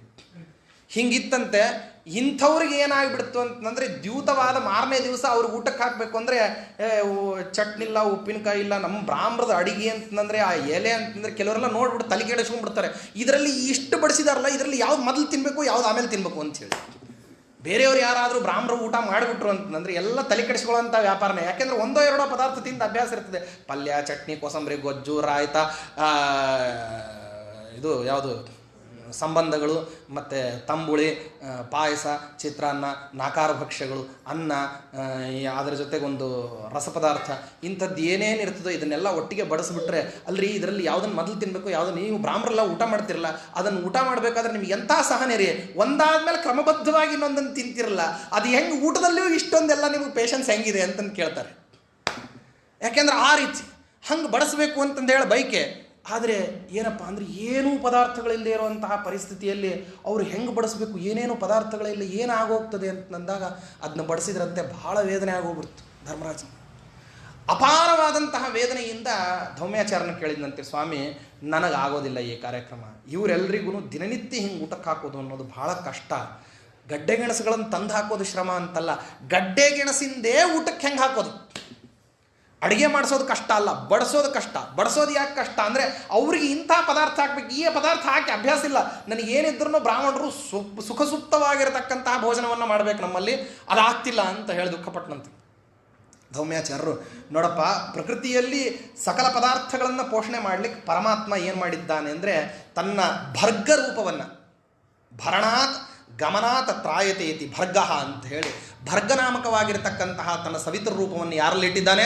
ಸೂರ್ಯನಲ್ಲಿಟ್ಟಿದ್ದಾನೆ. ಗಭಸ್ತಿ ನಾಮಕನಾಗಿರತಕ್ಕಂತಹ ಸೂರ್ಯನನ್ನು 108 ಮಂತ್ರಗಳಿಂದ ಉಪಾಸನ ಮಾಡು, ನೀನು ಅನ್ಕೊಂಡಿರುವಂತಹ ಇಷ್ಟಾರ್ಥ ಎಲ್ಲ ಈಡೇರ್ತದೆ ಅಂತ ಹೇಳಿ ಸೂರ್ಯಾಷ್ಟೋತ್ತರವನ್ನು ಏನು ಮಾಡಿದ್ದಾರೆ ಧೌಮ್ಯಾಚಾರ್ಯರು ಧರ್ಮರಾಜನಿಗೆ ಉಪದೇಶವನ್ನು ಮಾಡಿದ್ದಾರೆ. ಕುತ್ತಿಗೆ ಮುಳುಗುವಂತಹ ಮಟ್ಟದ ನೀರಿನಲ್ಲಿ ನಿಂತುಕೊಂಡು ಅಹೋರಾತ್ರಿ ಜಪ ಮಾಡ್ತಾನೆ. ಯಾವತ್ತು ಊಟಕ್ಕೆ ಹಾಕಿದ್ನೋ ಅವತ್ತಿನ ದಿವಸ ಧರ್ಮರಾಜ ತಾನು ಅನ್ನವನ್ನು ಬಹಳ ಕಡಿಮೆ ಸ್ವೀಕಾರ ಮಾಡ್ತಿದ್ದಂತೆ, ಬಹಳ ಕಡಿಮೆ ಅನ್ನ ತಿಂತಿದ್ದಂತೆ, ಸಂತೋಷವಾಗಿ ಇರ್ತಿರ್ಲಿಲ್ಲಂತೆ. ಧರ್ಮರಾಜ ತಪಸ್ವಿ ಜೀವನ ಮಾಡೋ ಹಾಗೆ ಮಾಡ್ತಿದ್ದಂತೆ ವನವಾಸದಲ್ಲಿ. ಅಂಥ ಸಂದರ್ಭದಲ್ಲಿ ತಾನು ಹೋಗಿ ಕತ್ತಿನ ಮಟ್ಟಿನ ನೀರಿನಲ್ಲಿ ನಿಂತುಕೊಂಡು ಸೂರ್ಯನನ್ನು ಕರೆದಂತೆ. ಸೂರ್ಯ ಬಂದು ಕೇಳ್ದ, ಏನಿನ ಸಮಸ್ಯೆ ಅಂದರೆ ಇವರೆಲ್ಲರಿಗೂ ಊಟಕ್ಕೆ ಹಾಕಬೇಕು, ವ್ಯವಸ್ಥೆ ಮಾಡುವಂತೆ. ಅಕ್ಷಯ ಪಾತ್ರೆಯನ್ನು ಕೊಟ್ಟನಂತೆ. ಅಷ್ಟೇ, ಹಿಂದಿನ ದಿವಸದ ಕಷ್ಟ ಎಲ್ಲ ಮಾರನೇ ದಿವಸಕ್ಕೆ ಯಾವುದೂ ಇರಲಿಲ್ಲ. ತಿರ್ಗಾ ಯಥಾ ಪ್ರಕಾರ 64 ಭಕ್ಷ್ಯ ಅಡಿಗೆಯಲ್ಲಿ ಆರಂಭ ಆಗೋಯಿತು. ದಿನನಿತ್ಯದ ಎಕ್ಸ್ಪೆಂಡಿಚರ್ ಎಷ್ಟು ಅಂತಂದರೆ ಇವತ್ತಿಗೆ 6,500 ರೂಪಾಯಿ ಗ್ರಾಮಿಗೆ ಬಂಗಾರ ಇರುವಂತಹ ಲೆಕ್ಕದ ಪ್ರಕಾರ ಹೇಳೋದಾದರೆ 12.5 ಲಕ್ಷ ಕೋಟಿ ರೂಪಾಯಿ ಖರ್ಚು ಮಾಡ್ತಿದ್ದಂತ ಒಂದು ದಿವಸಕ್ಕೆ. ಪರ್ ಡೇ ಎಕ್ಸ್ಪೆಂಡಿಚರ್ 12.5 ಲಕ್ಷ ಕೋಟಿ ರೂಪಾಯಿ. ಇಷ್ಟನ್ನು ನಿತ್ಯದಲ್ಲಿ ಖರ್ಚು ವೆಚ್ಚಗಳನ್ನು ಭರಿಸಿ ಏನು ಮಾಡ್ತಿದ್ದಂದ್ರೆ ಇವರೆಲ್ಲರಿಗೂ ಸ್ನಾನ, ಪಾನ, ಅನ್ನ, ವಸ್ತ್ರ, ತಿಲ, ಸುವರ್ಣ, ಗೋ, ಭೂಮಿ, ನಿತ್ಯದಲ್ಲಿ ಎಲ್ಲ ವಿಧವಾದಂತಹ ಪದಾರ್ಥಗಳನ್ನು ದಾನ ಮಾಡಿ ಏನು ಮಾಡ್ತಿದ್ದಂತೆ ಊಟಕ್ಕೆ ಕೂತ್ಕೊಳ್ತಿದ್ದ. ಇಂಥದ್ದೆಲ್ಲ ವೈಭವ ನಿತ್ಯದಲ್ಲಿ ನಡೆದ ಮೇಲೆ, ಎಲ್ಲರದು ಊಟ ಆದ ಮೇಲೆ, ತನ್ನ ತಮ್ಮಂದ್ರೂ ಊಟ ಆದ ನಂತರದಲ್ಲಿ ಏನು ಮಾಡ್ತಿದ್ದಂತೆ ಧರ್ಮರಾಜ ಊಟಕ್ಕೆ ಕೊಡ್ತಿದ್ದಂತೆ. ಧರ್ಮರಾಜನ ಊಟ ಆದ ನಂತರದಲ್ಲಿ ಊಟವನ್ನು ಮಾಡ್ತಾ ಇದ್ಲು ದ್ರೌಪದಿ ದೇವಿ. ಇಂಥ ಒಂದು ನಿತ್ಯ ಜೀವನದ ಪರಿಕ್ರಮದಲ್ಲಿ ಬ್ರಾಹ್ಮಣ ಭೋಜನ ಅಂತ ಅನ್ನೋದು ಬಹಳ ದೊಡ್ಡ ಹಬ್ಬ. ಆ ಹಬ್ಬ ನಿಂತು ಹೋಗುವಂತಹ ಪರಿಸ್ಥಿತಿ ಬಂದ್ಬಿಟ್ಟಿತ್ತು. ವನವಾಸ ಮುಗಿದದ್ದಕ್ಕೆ ಸಂಕಟ ಅಲ್ಲ, ಬ್ರಾಹ್ಮಣರನ್ನು ಬಿಟ್ಟು ಹೋಗಬೇಕಾಗ್ತದಲ್ಲ ಅನ್ನುವಂಥ ಸಂಕಟ. ನಿತ್ಯ ಜೀವನದಲ್ಲಿ ಅತ್ಯಂತ ಸಂತೃಪ್ತಿ ಭರಿತವಾದಂತಹ ಈ ಬ್ರಾಹ್ಮಣರ ಮುಖಗಳನ್ನು ನೋಡೋದು ತಪ್ಪಿ ಹೋಗ್ಬಿಡ್ತದಲ್ಲ. ನೋಡ್ರಿ, ಹಂಗಿತ್ತಂತೆ. ನಮ್ಮಲ್ಲಿ ಯಾಕೆ ಊಟಕ್ಕಷ್ಟು ಪ್ರಾಶಸ್ತ್ಯ ಅಂದರೆ, ಆ ಪ್ರತಿಯೊಂದು ಭೋಜನದ ಅನ್ನವನ್ನು ನಾವು ಯಾರ್ಯಾರು ದಾನ ಮಾಡ್ತೀವಿ ಅದರಲ್ಲಿ 72,000 ನಾಡಿಗಳಲ್ಲಿ ವ್ಯಾಪ್ತನಾಗಿರ್ತಕ್ಕಂತಹ ಬೃಹತಿನಾಮಕನಾದಂತಹ ರೂಪದಿಂದ ಪ್ರತ್ಯೇಕವಾದಂತಹ ರೂಪದಿಂದ ಪರಮಾತ್ಮ ಏನು ಮಾಡ್ತಾನೆ ಅಂತಂದರೆ ಪ್ರತಿಯೋರ್ವ ವ್ಯಕ್ತಿಯಲ್ಲಿ ಗ್ರಾಸಗಳನ್ನು ಸ್ವೀಕಾರ ಮಾಡ್ತಾನಂತೆ. ಅದನ್ನೇ ವೈಶ್ವಾನರ ಯಜ್ಞ ಅಂತ ಹೇಳಿ ಕರಿತೀವಿ. ಇಂಥ ವೈಶ್ವಾನರ ಯಜ್ಞವನ್ನು ಬ್ರಾಹ್ಮಣ ತಾನು ನಡೆಸುವಂತಹ ಸಂದರ್ಭದಲ್ಲಿ ನೋಡೋದೇನಿದೆಯಲ್ಲ, ಅದೊಂದು ದೊಡ್ಡ ವೈಭವ. ನೀವು ಒಂದು ರೂಪದಿಂದ ಪರಮಾತ್ಮನಿಗೆ ಆಹುತಿ ಪ್ರದಾನ ಮಾಡೋದೇ ಬಹಳ ದೊಡ್ಡ ಯಜ್ಞ ಯಾಗ ಅಂತನ್ನೋದಾದರೆ, ಒಂದೇ ರೂಪದಲ್ಲಿ ಕರ್ತೃವಾದಂಥವನು ನಿಂತುಕೊಂಡು ಊಟ ಮಾಡಿದ ಅಂದರೆ ಅಲ್ಲಿ 72,000 ರೂಪದಿಂದ ಪರಮಾತ್ಮ ಸ್ವೀಕಾರ ಮಾಡ್ತಾನೆ ಅಂದರೆ ಇದು ಇನ್ನೆಂಥ ಒಬ್ಬ ಬ್ರಾಹ್ಮಣನ ಊಟ, ಇಂಥದ್ದು ಲಕ್ಷ ಜನರದು.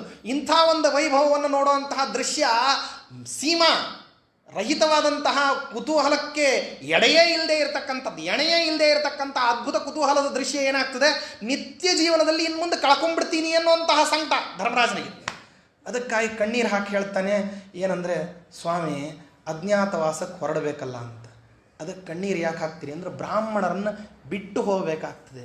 ಬ್ರಾಹ್ಮಣರನ್ನು ಬಿಟ್ಟು ಹೋಗೋದ್ರಿಂದ ಏನಾಗ್ತದೆ, ಈ ನಿತ್ಯ ಜೀವನದ್ದು ಏನೇನು ಯಾಗವನ್ನು, ಇಂಥ ಒಂದು ಅನುಯಾಗ ಅಂತ ಕರೀತಾರೆ. ಅನುಯಾಗದಲ್ಲಿ ಪ್ರತಿಮಾರ್ಚನ, ಅಗ್ನಿಯಲ್ಲಿ ಆಹುತಿ ಪ್ರದಾನ, ಬ್ರಾಹ್ಮಣನ ಮುಖದಲ್ಲಿ ಅನ್ನ ಪ್ರದಾನ, ಮೂರನ್ನು ಮಾಡಿದರೆ ಅನುಯಾಗ ಅಂತ ಕರೀತಾರೆ. ಅಂಥ ಅನುಯಾಗದ ಕಾರ್ಯಕ್ರಮ ನಿತ್ಯದಲ್ಲಿ ಏನು ನಡೆಸ್ತಾ ಇದ್ದೆ ಅದು ನಿಂತು ಹೋಗ್ಬಿಡ್ತದೆ. ಆದ್ದರಿಂದ ಏನು ಮಾಡಲಿ ಅಂತ ಹೇಳಿ ಬಹಳ ಸಂಕಟಪಟ್ಟು ಧರ್ಮರಾಜ ಏನು ಮಾಡ್ತಾನೆ ಅಂತಂದರೆ, ಅಜ್ಞಾತವಾಸದ ಕಾರ್ಯಕ್ರಮದ ರೂಪುರೇಷೆಗಳನ್ನು ಕೇಳಲಿಕ್ಕೆ ಭೀಮಸೇನ ದೇವರನ್ನು, ಅರ್ಜುನನನ್ನು, ನಕುಲ ಸಹದೇವರ ಜೊತೆಗೆ ಧೌಮ್ಯಾಚಾರನ್ನು ಕೂಡಿಸ್ಕೊಂಡು ತನ್ನ ವೃತ್ತಾಂತವನ್ನು ಏನು ಮಾಡ್ತಾನೆ, ಮುಂದೆ ಆಗಬೇಕಾಗಿರತಕ್ಕಂಥ ಕಾರ್ಯಕ್ರಮಗಳನ್ನು ವಿಚಾರವನ್ನು ಪ್ರಶ್ನೆ ಮಾಡ್ತಕ್ಕಂಥದ್ದು. ಆ ಪ್ರಶ್ನೆಯ ಸಂದರ್ಭದಲ್ಲಿ ಯಾವ ದೇಶಗಳಿಗೆ ಹೋಗಬಹುದು, ಯಾವ ದೇಶದಲ್ಲಿ ಅಜ್ಞಾತವಾಸವನ್ನು ಮಾಡಬಹುದು ಅಂತನ್ನುವಂತಹ ವೃತ್ತಾಂತವನ್ನು ಅರ್ಜುನ ಹೇಳಲಿಕ್ಕೆ ಉಪಕ್ರಮಿಸ್ತಾನೆ. ಈ ಅಜ್ಞಾತವಾಸದ ಸ್ವಾರಸ್ಯ ಇದೆ ಇಲ್ಲಿ. ಏನಂತಂದರೆ, ಪಾಂಡವರಿಗೆ ಅಜ್ಞಾತವಾಸ ಅಂದರೆ ಸಾಮಾನ್ಯವಾಗಿ ಮಹಾಭಾರತದ ಗ್ರಂಥ ಪರಿಚಯ ಇರೋರು ಎಲ್ಲರೂ ಕೂಡ ಏನು ಹೇಳ್ತಾರೆ ಅಂತಂದರೆ, ಅಜ್ಞಾತವಾಸ ಅಂದರೆ ಪರರಿಗೆ ಗೊತ್ತಾಗದೇ ಇರೋ ಹಾಗೆ ತಾವು ಬದುಕೋದು.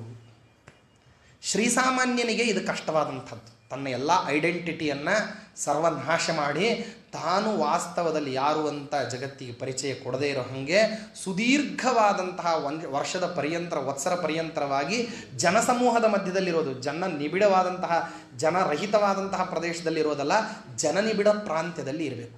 ಶ್ರೀಸಾಮಾನ್ಯನಿಗೆ ಅತ್ಯಂತ ಕಷ್ಟಕರವಾದದ್ದು.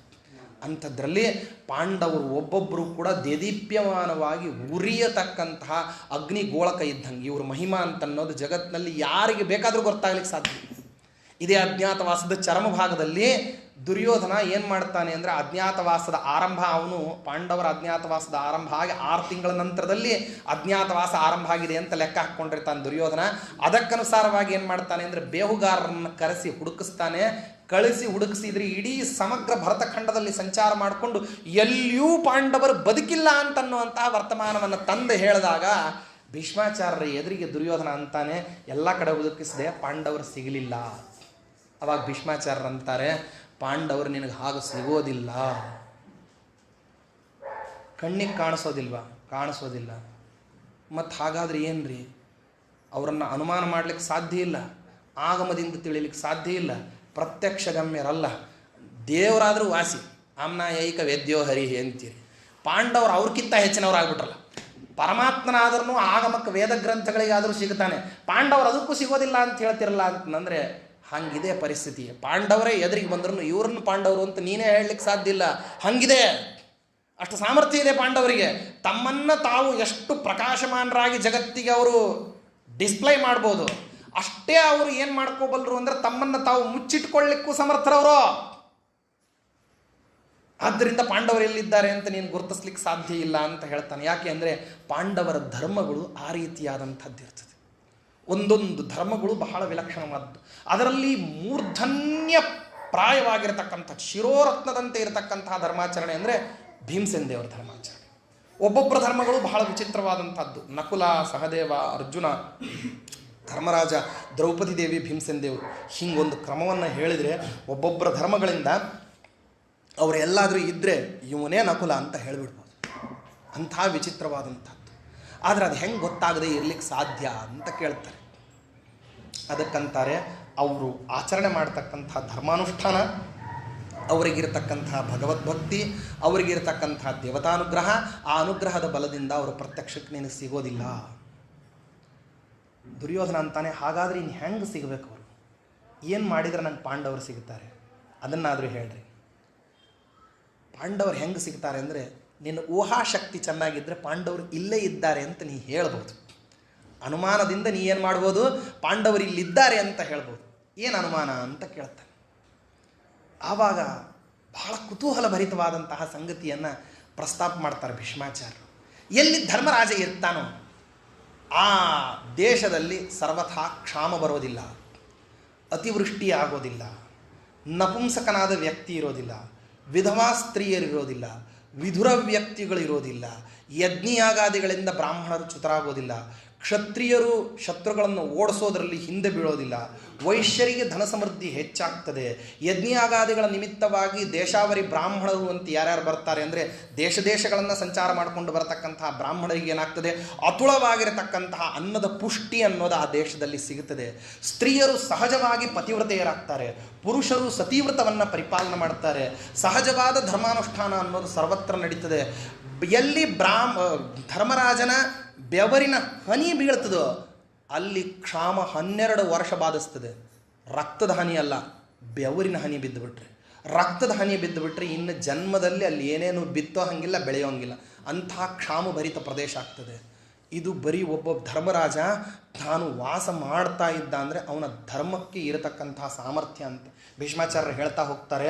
ಅದರ ಅತ್ಯಂತ ಪರಾಕಾಷ್ಠತೆಯ ತುದಿಯನ್ನು ನೋಡಬೇಕಂದ್ರೆ 11ನೇ ದಿವಸದ ಯುದ್ಧದ ಸಂದರ್ಭದಲ್ಲಿ, 15ನೇ ದಿವಸದ ಯುದ್ಧದ ಸಂದರ್ಭದಲ್ಲಿ ದ್ರೋಣಾಚಾರ್ಯರಿಗೆ ಅಶ್ವತ್ಥಾಮ ಹತಃ ನರಹ ಕುಂಜರೋವ ಅಂತ ಹೇಳಿ ಪರಮಾತ್ಮನ ವಾಕ್ಯವನ್ನು ಧಿಕ್ಕರಿಸುವಂತಹ ಸಂದರ್ಭದ ಪರ್ಯಂತರವಾಗಿ ಧರ್ಮರಾಜನ ರಥ ಅನ್ನೋದು ಕುರುಕ್ಷೇತ್ರದ ಭೂಮಿಯನ್ನು ಮುಟ್ಟಿರಲಿಲ್ಲಂತೆ.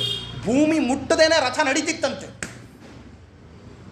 ಮಹಾಭಾರತದ ಮಹಿಮಾವನ್ನು ಹೇಳಬೇಕಾದ್ರೆ ಹೇಳ್ತಾರೆ, ಧರ್ಮೋ ವಿವರ್ಧತಿ ಯುಧಿಷ್ಠಿರ ಕೀರ್ತನೇನ ಪಾಪಂ ಪ್ರಣಶ್ಯತಿ ಭೃಕೋದರ ಕೀರ್ತನೇನ ಶತ್ರುನ್ ವಿನಕ್ಷತಿ ಧನಂಜಯ ಕೀರ್ತನೇನ ಮಾದ್ರಿ ಸುತೌ ಸ್ಮರಣಾತ್ ನಭವಂತಿ ರೋಗಾಹ ಅಂತ ಹೇಳಿ ಒಬ್ಬೊಬ್ಬರು ಈ ಪಾಂಡವರು ಒಬ್ಬೊಬ್ಬರ ಹೆಸರನ್ನು ಸ್ಮರಣ ಮಾಡಿದರೆ ಒಂದೊಂದು ಅದ್ಭುತವಾದಂತಹ ಲಾಭ. ಧರ್ಮರಾಜನ ಹೆಸರು ತಗೊಂಡ್ರೆ ಯುಧಿಷ್ಠಿರ ಕೀರ್ತನೇನ ಧರ್ಮ ವಿವರ್ಧತಿ, ಧರ್ಮ ಅಷ್ಟು ಬೆಳೀತದೆ ಅಂತ ಹೇಳ್ತಾರೆ.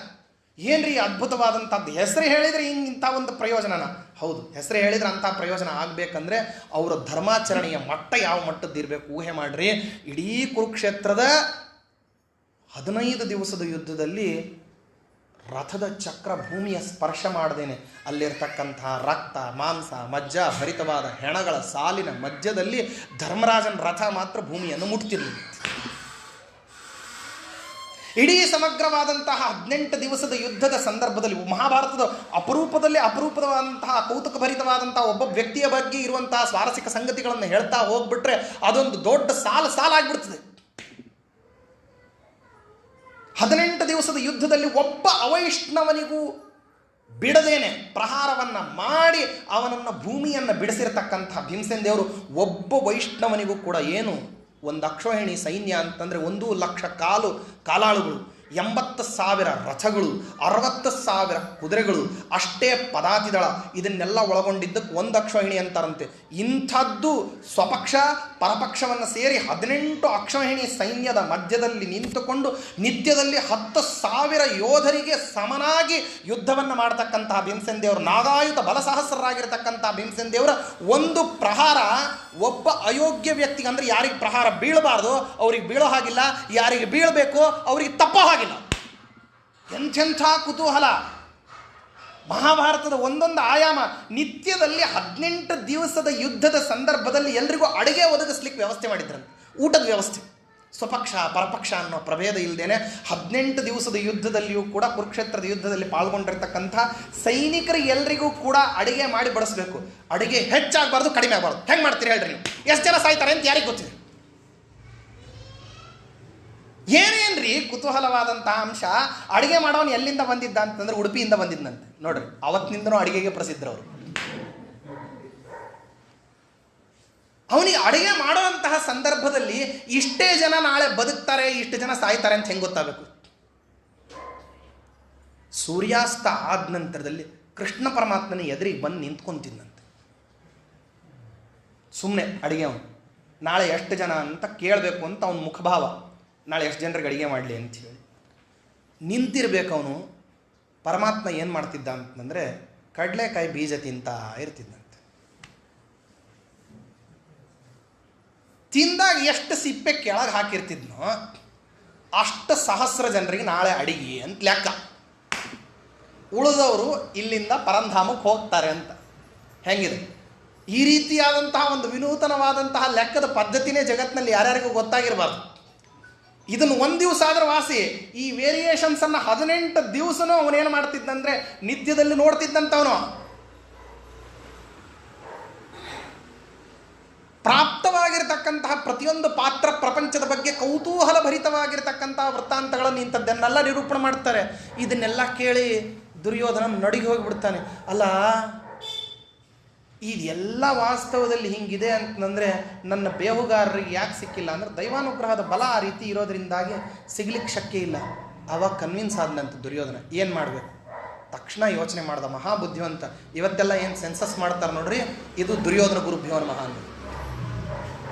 ಇವತ್ತಿವರೆಲ್ಲ ಸೆನ್ಸಸ್ ಮಾಡಿ ಲೆಕ್ಕ ಹಾಕ್ತಾರಲ್ಲ, ಹೋಗಿ ಜನಗಣತಿ ಅಥವಾ ಇದು ಮಾಡಿ ಎಲ್ಲ, ಅವತ್ತವನು ಲೆಕ್ಕ ಹಾಕಿದ್. ನಾನು ಸೆನ್ಸಸ್ ಮಾಡುವಂಥ ಅಭ್ಯಾಸ ಮೊದಲು ಭೂಮಂಡಲಕ್ಕೆ ಪರಿಚಯಿಸಿರ್ತಕ್ಕಂತಹ ಮಹಾನುಭಾವ ಯಾರು? ದುರ್ಯೋಧನ. ಅವನು ಅವತ್ತು GDP ಲೆವೆಲ್ಲು ಯಾವ್ಯಾವ ದೇಶದ್ದು ಯಾವ್ಯಾವ ರೀತಿ ಇದೆ ಅಂತ ತರಿಸಿದ. GDPಯಲ್ಲಿ ಅತ್ಯುತ್ಕೃಷ್ಟವಾದಂತಹ GDP ಲೆವೆಲ್ ಎಲ್ಲಿದೆ ಅಂತ ನೋಡಿದರೆ ಲಾಸ್ಟ್ ಇಯರಿಗೂ ಪ್ರೆಸೆಂಟ್ ಇಯರಿಗೂ ಅತ್ಯಂತ ವ್ಯತ್ಯಾಸ. ಎಲ್ಲಿ? ವಿರಾಟ್ ನಗರದಲ್ಲಿ. ಆಶ್ಚರ್ಯ ಆಗೋಗ್ಬಿಡ್ತವನಿಗೆ. GDP ಲೆವೆಲ್ ಪಾತಾಳ ಮುಟ್ಟಿರೋದು ಟಣ್ಣಂತ ಜಿಗಿದ್ಬಿಟ್ಟಿದೆ. ಏನು ಸಾಧ್ಯ? ಧರ್ಮರಾಜನ ಮಹಿಮಾವನ್ನೆಲ್ಲ ಹೇಳಿದ್ದನ್ನು ಹಾಗೇನೆ ತಲೆಯೊಳಗೆ ಭಟ್ಟಿ ಇಳಿಸ್ಕೊಂಡ್ಬಿಟ್ಟಿದ್ದ ದುರ್ಯೋಧನ. ಹಾಗಾದರೆ ಪಾಂಡವರಿರೋದು ವಿರಾಟ್ ನಗರದಲ್ಲೇನೇ. ಎಂಥ ನಿರ್ಧಾರ ರೀ! ನೀವೆಲ್ಲರೂ ಜೀವೋತ್ತಮತ್ವವನ್ನು ಆ ರೀತಿ ನಿರ್ಧಾರ ಮಾಡಲಿಕ್ಕೆ ಸಾಧ್ಯ ಇಲ್ಲ. ದುರ್ಯೋಧನ ನಿರ್ಧಾರ ಮಾಡ್ತಾನೆ. ಜೀವೋತ್ತಮರಾಗಿರ್ತಕ್ಕಂತಹ ಭೀಮಸೇನ ದೇವರು ವಿರಾಟ್ ನಗರದಲ್ಲೇ ಇರಬೇಕು. ಯಾಕೆಂದರೆ ಬೇಹುಗಾರರು ಒಂದು ಮಾತು ಹೇಳಿರ್ತಾರೆ, ಎಲ್ಲೂ ನಮಗೆ ಸಿಗಲಿಲ್ಲ ಪಾಂಡವರು, ಆದರೆ ವಿರಾಟ್ ನಗರಕ್ಕೆ ಹೋದಾಗ ಒಂದು ಕುತೂಹಲವನ್ನು ನೋಡಿದ್ವಿ. ಏನು ಕುತೂಹಲ ಅಂತಂದರೆ ಅಲ್ಲಿ 144 ಸೆಕ್ಷನ್ ನಡೀತಾ ಇತ್ತು. ಅಲಿಖಿತವಾಗಿರ್ತಕ್ಕಂತಹ ಒಪ್ಪಂದ, ಯಾರೂ ಯಾರ ಜೊತೆಗೆ ಮಾತಾಡ್ತಾ ಇರಲಿಲ್ಲಂತೆ ವಿರಾಟ್ ನಗರದಲ್ಲಿ. ಯಾರು ಗಟ್ಟಿಯಾಗಿ ಮಾತಾಡ್ತಿರ್ಲಿಲ್ಲಂತೆ. ಹೆಣ್ಮಕ್ಳು ಬಂದರೆ ತಲೆ ಎತ್ತಿ ಯಾರೂ ನೋಡ್ತಿರ್ಲಿಲ್ಲ ಅಂತ. ನೋಡಿದ್ರೆ ಹೆಣ್ಮಕ್ಳು ತಲೆ ಎತ್ತಿ ನಡೀತಿದ್ರಂತೆ ವಿರಾಟ್ ನಗರದಲ್ಲಿ, ಗಂಡಸರು ತಲೆ ಬಗ್ಗಿಸಿ ನಡೀತಿದ್ರಂತೆ. ಅಷ್ಟರ ಮಟ್ಟಿಗೆ ಏನಾಗ್ಬಿಟ್ಟಿತ್ತು ಅಂದರೆ ಭಯೋದ್ವಿಗ್ನ ಭರಿತವಾಗಿರ್ತಕ್ಕಂತಹ ವಾತಾವರಣ. ಹೆದರಿ ಸಾಯ್ತಿದ್ರಂತೆ. ಹೊರಗಿನ ಜನ ಯಾರಾದರೂ ಬಂದು ಏನಾದರೂ ಪ್ರಶ್ನೆ ಕೇಳಿಬಿಟ್ರು ಏನು ಉತ್ತರ ಕೊಡೋದು ಸ್ತಂಭೀಭೂತರಾಗ್ತಿದ್ರಂತೆ. ಯಾಕೆ ಅಂತಂದರೆ ಯಾವ ಹೆಂಗಸರನ್ನ ಮಾತಾಡಿಸಿದರೆ ಮಾರನೇ ದಿವಸ ನಾವು ಮತ್ತೆ 4 ಚಾಲಕರು ನಡೆಸ್ತಕ್ಕಂಥ ಮೋಟ್ರ್ ಮೇಲೆ ಹೋಗುವಂಥ ಪ್ರಸಂಗ ಬರ್ತದೆ ಅಂತ. ಸಾಮಾನ್ಯವಾಗಿ ಒಂದು ಚಾಲಕರು ನಡೆಸುವಂಥ ಮೋಟ್ರ್ನಲ್ಲಿ ಎಲ್ಲರೂ ಹೋಗ್ತಾರೆ. 4 ಜನ ಚಾಲಕರು ನಡೆಸುವಂಥ ಒಂದೇ ಒಂದು ಮೋಟ್ರು ಅಂತಂದರೆ ಅದು ಬಿದಿರಿನ ಮೋಟಾರ್. ಆ ಬಿದಿರಿನ ಮೋಟ್ರ್ನಲ್ಲಿ ಹೋಗುವಂಥ ಪ್ರಸಂಗ ಎಲ್ಲಿ ಬರ್ತದೋ ಅಂತ ಪ್ರತಿಯೊಬ್ಬರು ಭಯ ಪಡ್ತಿದ್ರಂತೆ. ಹಂಗಿತ್ತಂತೆ. ಬೇಹುಗಾರರಿಗೆ ಉತ್ತರ ಯಾರೂ ಕೊಟ್ಟಿರಲಿಲ್ಲಂತೆ. ಅವರು ಬಂದು ದುರ್ಯೋಧನ ಹತ್ರ ಹೇಳ್ತಾರೆ, ಹಿಂಗಿತ್ತು. ಯಾಕೆ ಅಂದರೆ ಕೀಚಕ ಸತ್ತಿರ್ತಕ್ಕಂತಹ ದೃಶ್ಯ ಅಷ್ಟು ಘೋರವಾಗಿತ್ತು. ಅಂಗೈಯಿಂದ ಗುದ್ದಿ ಪುಡಿ ಮಾಡಿ ಮಾಂಸದ ಪಿಂಡವನ್ನು ಮಾಡಿ ಇಟ್ಟು ಬಿಟ್ಟಿದ್ದಾರೆ. ಯಾವನು ಸಾಮಾನ್ಯ ಬಲಶಾಲಿ ಅಲ್ಲ ಅಂತ ಹೇಳಿದ್ದಕ್ಕೋಸ್ಕರ ಭಯಭರಿತರಾಗಿರ್ತಕ್ಕಂಥ ಜನ ಉತ್ತರ ಕೊಟ್ಟಿರಲಿಲ್ಲಂತೆ. ಇದನ್ನೆಲ್ಲ ನೋಡಿದಾಗ ನಿಶ್ಚಯ ಮಾಡಿದ, ಜಗತ್ತಿನಲ್ಲಿ ಇರೋರು 4 ಜನ ಬಲಿಷ್ಠರು. 4 ಪ್ರಾಣಿನಾಂ ಶ್ರೇಷ್ಠಾ ಸಂಪೂರ್ಣ ಬಲಪೌರುಷಾ ಭೀಮಶ್ಚ ಬಲಭದ್ರಶ್ಚ ಮದ್ರರಾಜಶ್ಚ ವೀರ್ಯವಾನ್ ಚತುರ್ಥ ಕೀಚಕಸ್ತೇಷಾಂ ಪಂಚಮೋ ನಾನು ಶುಶ್ರುಮಃ ಅನ್ಯೋನ್ಯ ಅನಂತರ ಬಲಾಹ ಕ್ರಮಾದೇವ ಪ್ರಕೀರ್ತಿತಾ. 4 ಜನ ಜಗತ್ತಿನಲ್ಲಿ ಬಲಿಷ್ಠರು. ಅದರಲ್ಲಿ ಮೊದಲನೇದವನು ಭೀಮಸೇನ ದೇವರು, 2ನೇದವರು ಬಲರಾಮ, 3ನೇದವನು ಮತ್ತು ಶಲ್ಯ, 4ನೇದವನು ಕೀಚಕ. ನೋಡಿ, ಬೇರೆಯವ್ರ ಕಡೆಯಿಂದ ಹೇಳಿಸಿದರೆ ವಾಯು ಜೀವೋತ್ತಮತ್ವ ಹೃದಯದಲ್ಲಿ ನಿಲ್ತದೋ ಇಲ್ಲೋ. ವಿರಾಟ್ ಪರ್ವದಲ್ಲಿ ಯಾರ ಕಡೆಯಿಂದ ವಾಯು ಜೀವೋತ್ತಮತ್ವವನ್ನು ಹೇಳಿಸ್ಬಿಟ್ಟಿದ್ದಾರೆ ಅಂದರೆ ಡೆಡ್ ಅಗೇನ್ಸ್ಟ್ ಅಪೋಸಿಷನ್ ಪಾರ್ಟಿ ಯಾರು? ದುರ್ಯೋಧನ. ಅವನ ಬಾಯಿಂದ ಹೇಳಿಸಿಬಿಟ್ರೆ ಜೀವೋತ್ತಮತ್ವದ ಜ್ಞಾನ ಸುದೃಢವಾಗಿ ಇರ್ತದೆ ಅಂತ ಹೇಳಿ ವೇದವ್ಯಾಸ ದೇವರು ಹೇಳಿಸ್ತಕ್ಕಂಥ ಪರಿ. ಹಿಂಗೆ ಭಾರತದಲ್ಲಿ ಅತ್ಯಂತ ಕುತೂಹಲ ಭರಿತವಾದಂತಹ ಸಾಲು ಸಾಲು ಸನ್ನಿವೇಶಗಳನ್ನು ಪ್ರತಿಯೊಂದು ಕಡೆ ಉತ್ಪಾದನೆ ಮಾಡ್ತಾ ಇಂಥ ಒಂದು ವೈರುಧ್ಯಗಳ ಮಧ್ಯದಲ್ಲಿ ಅಜ್ಞಾತವಾಸವನ್ನು ಮಾಡಬೇಕಂದ್ರೆ ಯಾವ ಯಾವ ಕ್ಷೇತ್ರಗಳು ಪ್ರಶಸ್ತ ಅಂತ ಹೇಳಿ ಅರ್ಜುನ ಪ್ರಸ್ತಾಪ ಮಾಡೋದ್ರ ಜೊತೆಗೆ ಅಜ್ಞಾತವಾಸದ ಕಥಾ ಅನ್ನೋದು ಆರಂಭ ಆಗ್ತದೆ. ಆರಬ್ಧವಾಗಿರತಕ್ಕಂಥ ಕಥಾದಲ್ಲಿ ಅಜ್ಞಾತವಾಸವನ್ನು ಹೆಂಗೆ ಆರಂಭ ಮಾಡಿದರು, ಹೆಂಗೆ ಆರಂಭ ಮಾಡಬೇಕಾದ್ರೂ ಒಂದೊಂದು ಕ್ಷೇತ್ರದಲ್ಲೂ ಇರಲಿಕ್ಕೆ ಏನು ಕುತೂಹಲಭರಿತವಾದಂಥದ್ದು, ಈ ಸಂದರ್ಭದಲ್ಲಿ ನಮ್ಮ ಧರ್ಮಗಳನ್ನು ರಕ್ಷಿಸಿಕೊಳ್ಳುವಂತಹ ರೀತಿ ಹೇಗೆ ಅಂತ ಅರ್ಜುನನಿಗೆ ಧೌಮ್ಯಾಚಾರ್ಯರಿಗೆ ಮತ್ತು ಧರ್ಮರಾಜ ಹೇಳ್ತಾನೆ. ಧೌಮ್ಯಾಚಾರ್ಯರು ಈ ವಿಷಯದಲ್ಲಿ ತಮ್ಮ ಅಭಿಪ್ರಾಯವನ್ನು ಏನು ಹೇಳ್ತಾರೆ ಅಂತ ಮಹಾಭಾರತದ ಮುಂದಿನ ಉಪನ್ಯಾಸ ಮಾಲಿಕೆಯಲ್ಲಿ ಪ್ರಸ್ತಾಪ ಮಾಡೋಣ. ಶ್ರೀಕೃಷ್ಣಾರ್ಪಣಮಸ್ತು. ಹರಯೇ ನಮಃ. ಸ್ವಸ್ತಿ ಪ್ರಜಾಭ್ಯ ಪರಿಪಾಲಯಂತಾಂ ನ್ಯಾಯೇನ ಮಾರ್ಗೇಣ ಮಹಿಮಹೀಷಾಃ ಗೋಬ್ರಾಹ್ಮಣೇಭ್ಯ ಶುಭಮಸ್ತು ನಿತ್ಯಂ. ಲೋಕಾಃ ಸಮಸ್ತಾಃ ಸುಖಿನೋ ಭವಂತು. ಒಂದು ಭಿನ್ನ, ಯಾರ್ಯಾರು ಸಂಧ್ಯಾವಂದನೆ ಮಾಡ್ತೀರಿ ಆ ಸಂಧ್ಯಾವಂದನೆ ಮಾಡತಕ್ಕಂಥವ್ರು ಪ್ರತಿಯೊಬ್ಬರೂ ಕೂಡ ಆಚಮನವನ್ನು 24 ಆಚಮನವನ್ನು ಸರಿಯಾಗಿ ಯಾರು ಹೇಳ್ತಾರಲ್ಲ ಅವ್ರಿಗೆ ಗಾಯತ್ರಿ ಮಂತ್ರವನ್ನು ಮಾಡುವಂಥ ಸಂದರ್ಭದಲ್ಲಿ ಪರಮಾತ್ಮನ ಧ್ಯಾನವನ್ನು ಮಾಡಲಿಕ್ಕೆ ಅವಕಾಶ ಹೆಂಗೆ ಆಗ್ತದೋ ಹಾಗೆ ಸ್ತ್ರೀಯರು ಕೂಡ ಈ ಪುರಾಣವನ್ನು ಕೇಳಿ ಈ ಹೃದಯಂಗಮವಾದಂತಹ ಪ್ರಮೇಯಗಳನ್ನು ಮನಸ್ಸಿನಲ್ಲಿ ಬೇರೂರಿಸ್ಕೋಬೇಕಂತಂದರೆ ಯಾವ ಮಹಿಳೆಯರು ಇಲ್ಲಿ ನೀವು ಭಜನೆ ಮಾಡೋರಿದ್ದೀರೋ ಅವರು ಅವಶ್ಯವಾಗಿ ಮೊದಲು ಬಂದು ಹರಿನಾಮ ಸಂಕೀರ್ತನವನ್ನು ಮಾಡಿ ಪುಣ್ಯ ಸಂಪಾದನೆ ಮಾಡಿಕೊಂಡು ಆನಂತರದಲ್ಲಿ ಪುರಾಣವನ್ನು ಶ್ರವಣ ಮಾಡಿದರೆ ಹೃದಯದಲ್ಲಿ ಪರಮಾತ್ಮನ ಪ್ರಮೇಯಗಳು ಉಳಿತವೆ. ಆದ್ದರಿಂದ ಭಜನಾ ಮಂಡಳಿಯವರೆಲ್ಲರೂ ಕೂಡ ನಿರಂತರವಾಗಿ ನಿತ್ಯದಲ್ಲಿಯೂ ಕೂಡ ಈ ಭಜನೆಯ ನಿಮಿತ್ತವಾಗಿ ಪೂರ್ವದಲ್ಲಿ ಬರಬೇಕು, ಈ ಕಾರ್ಯಕ್ರಮವನ್ನು ಯಶಸ್ವಿಗೊಳಿಸಬೇಕು ಅಂತ ಪದಾಧಿಕಾರಿಗಳ ಅಭಿಪ್ರಾಯವನ್ನು ನಾನು ಇಲ್ಲಿ ಪ್ರಸ್ತಾಪ ಮಾಡ್ತಾ ಇದ್ದೀನಿ. ಶ್ರೀಕೃಷ್ಣಾರ್ಪಣಮಸ್ತು. ಹರಯೇ ನಮಃ.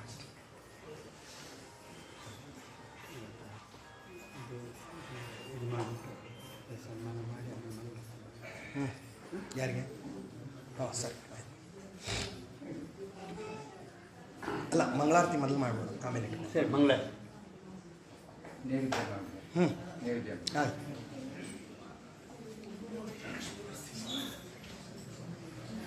ಹೊರಟಿದೆ ಮೇಲೆ ಬೀಗ ಹಿಡಿದ್ಬಿಟ್ಟು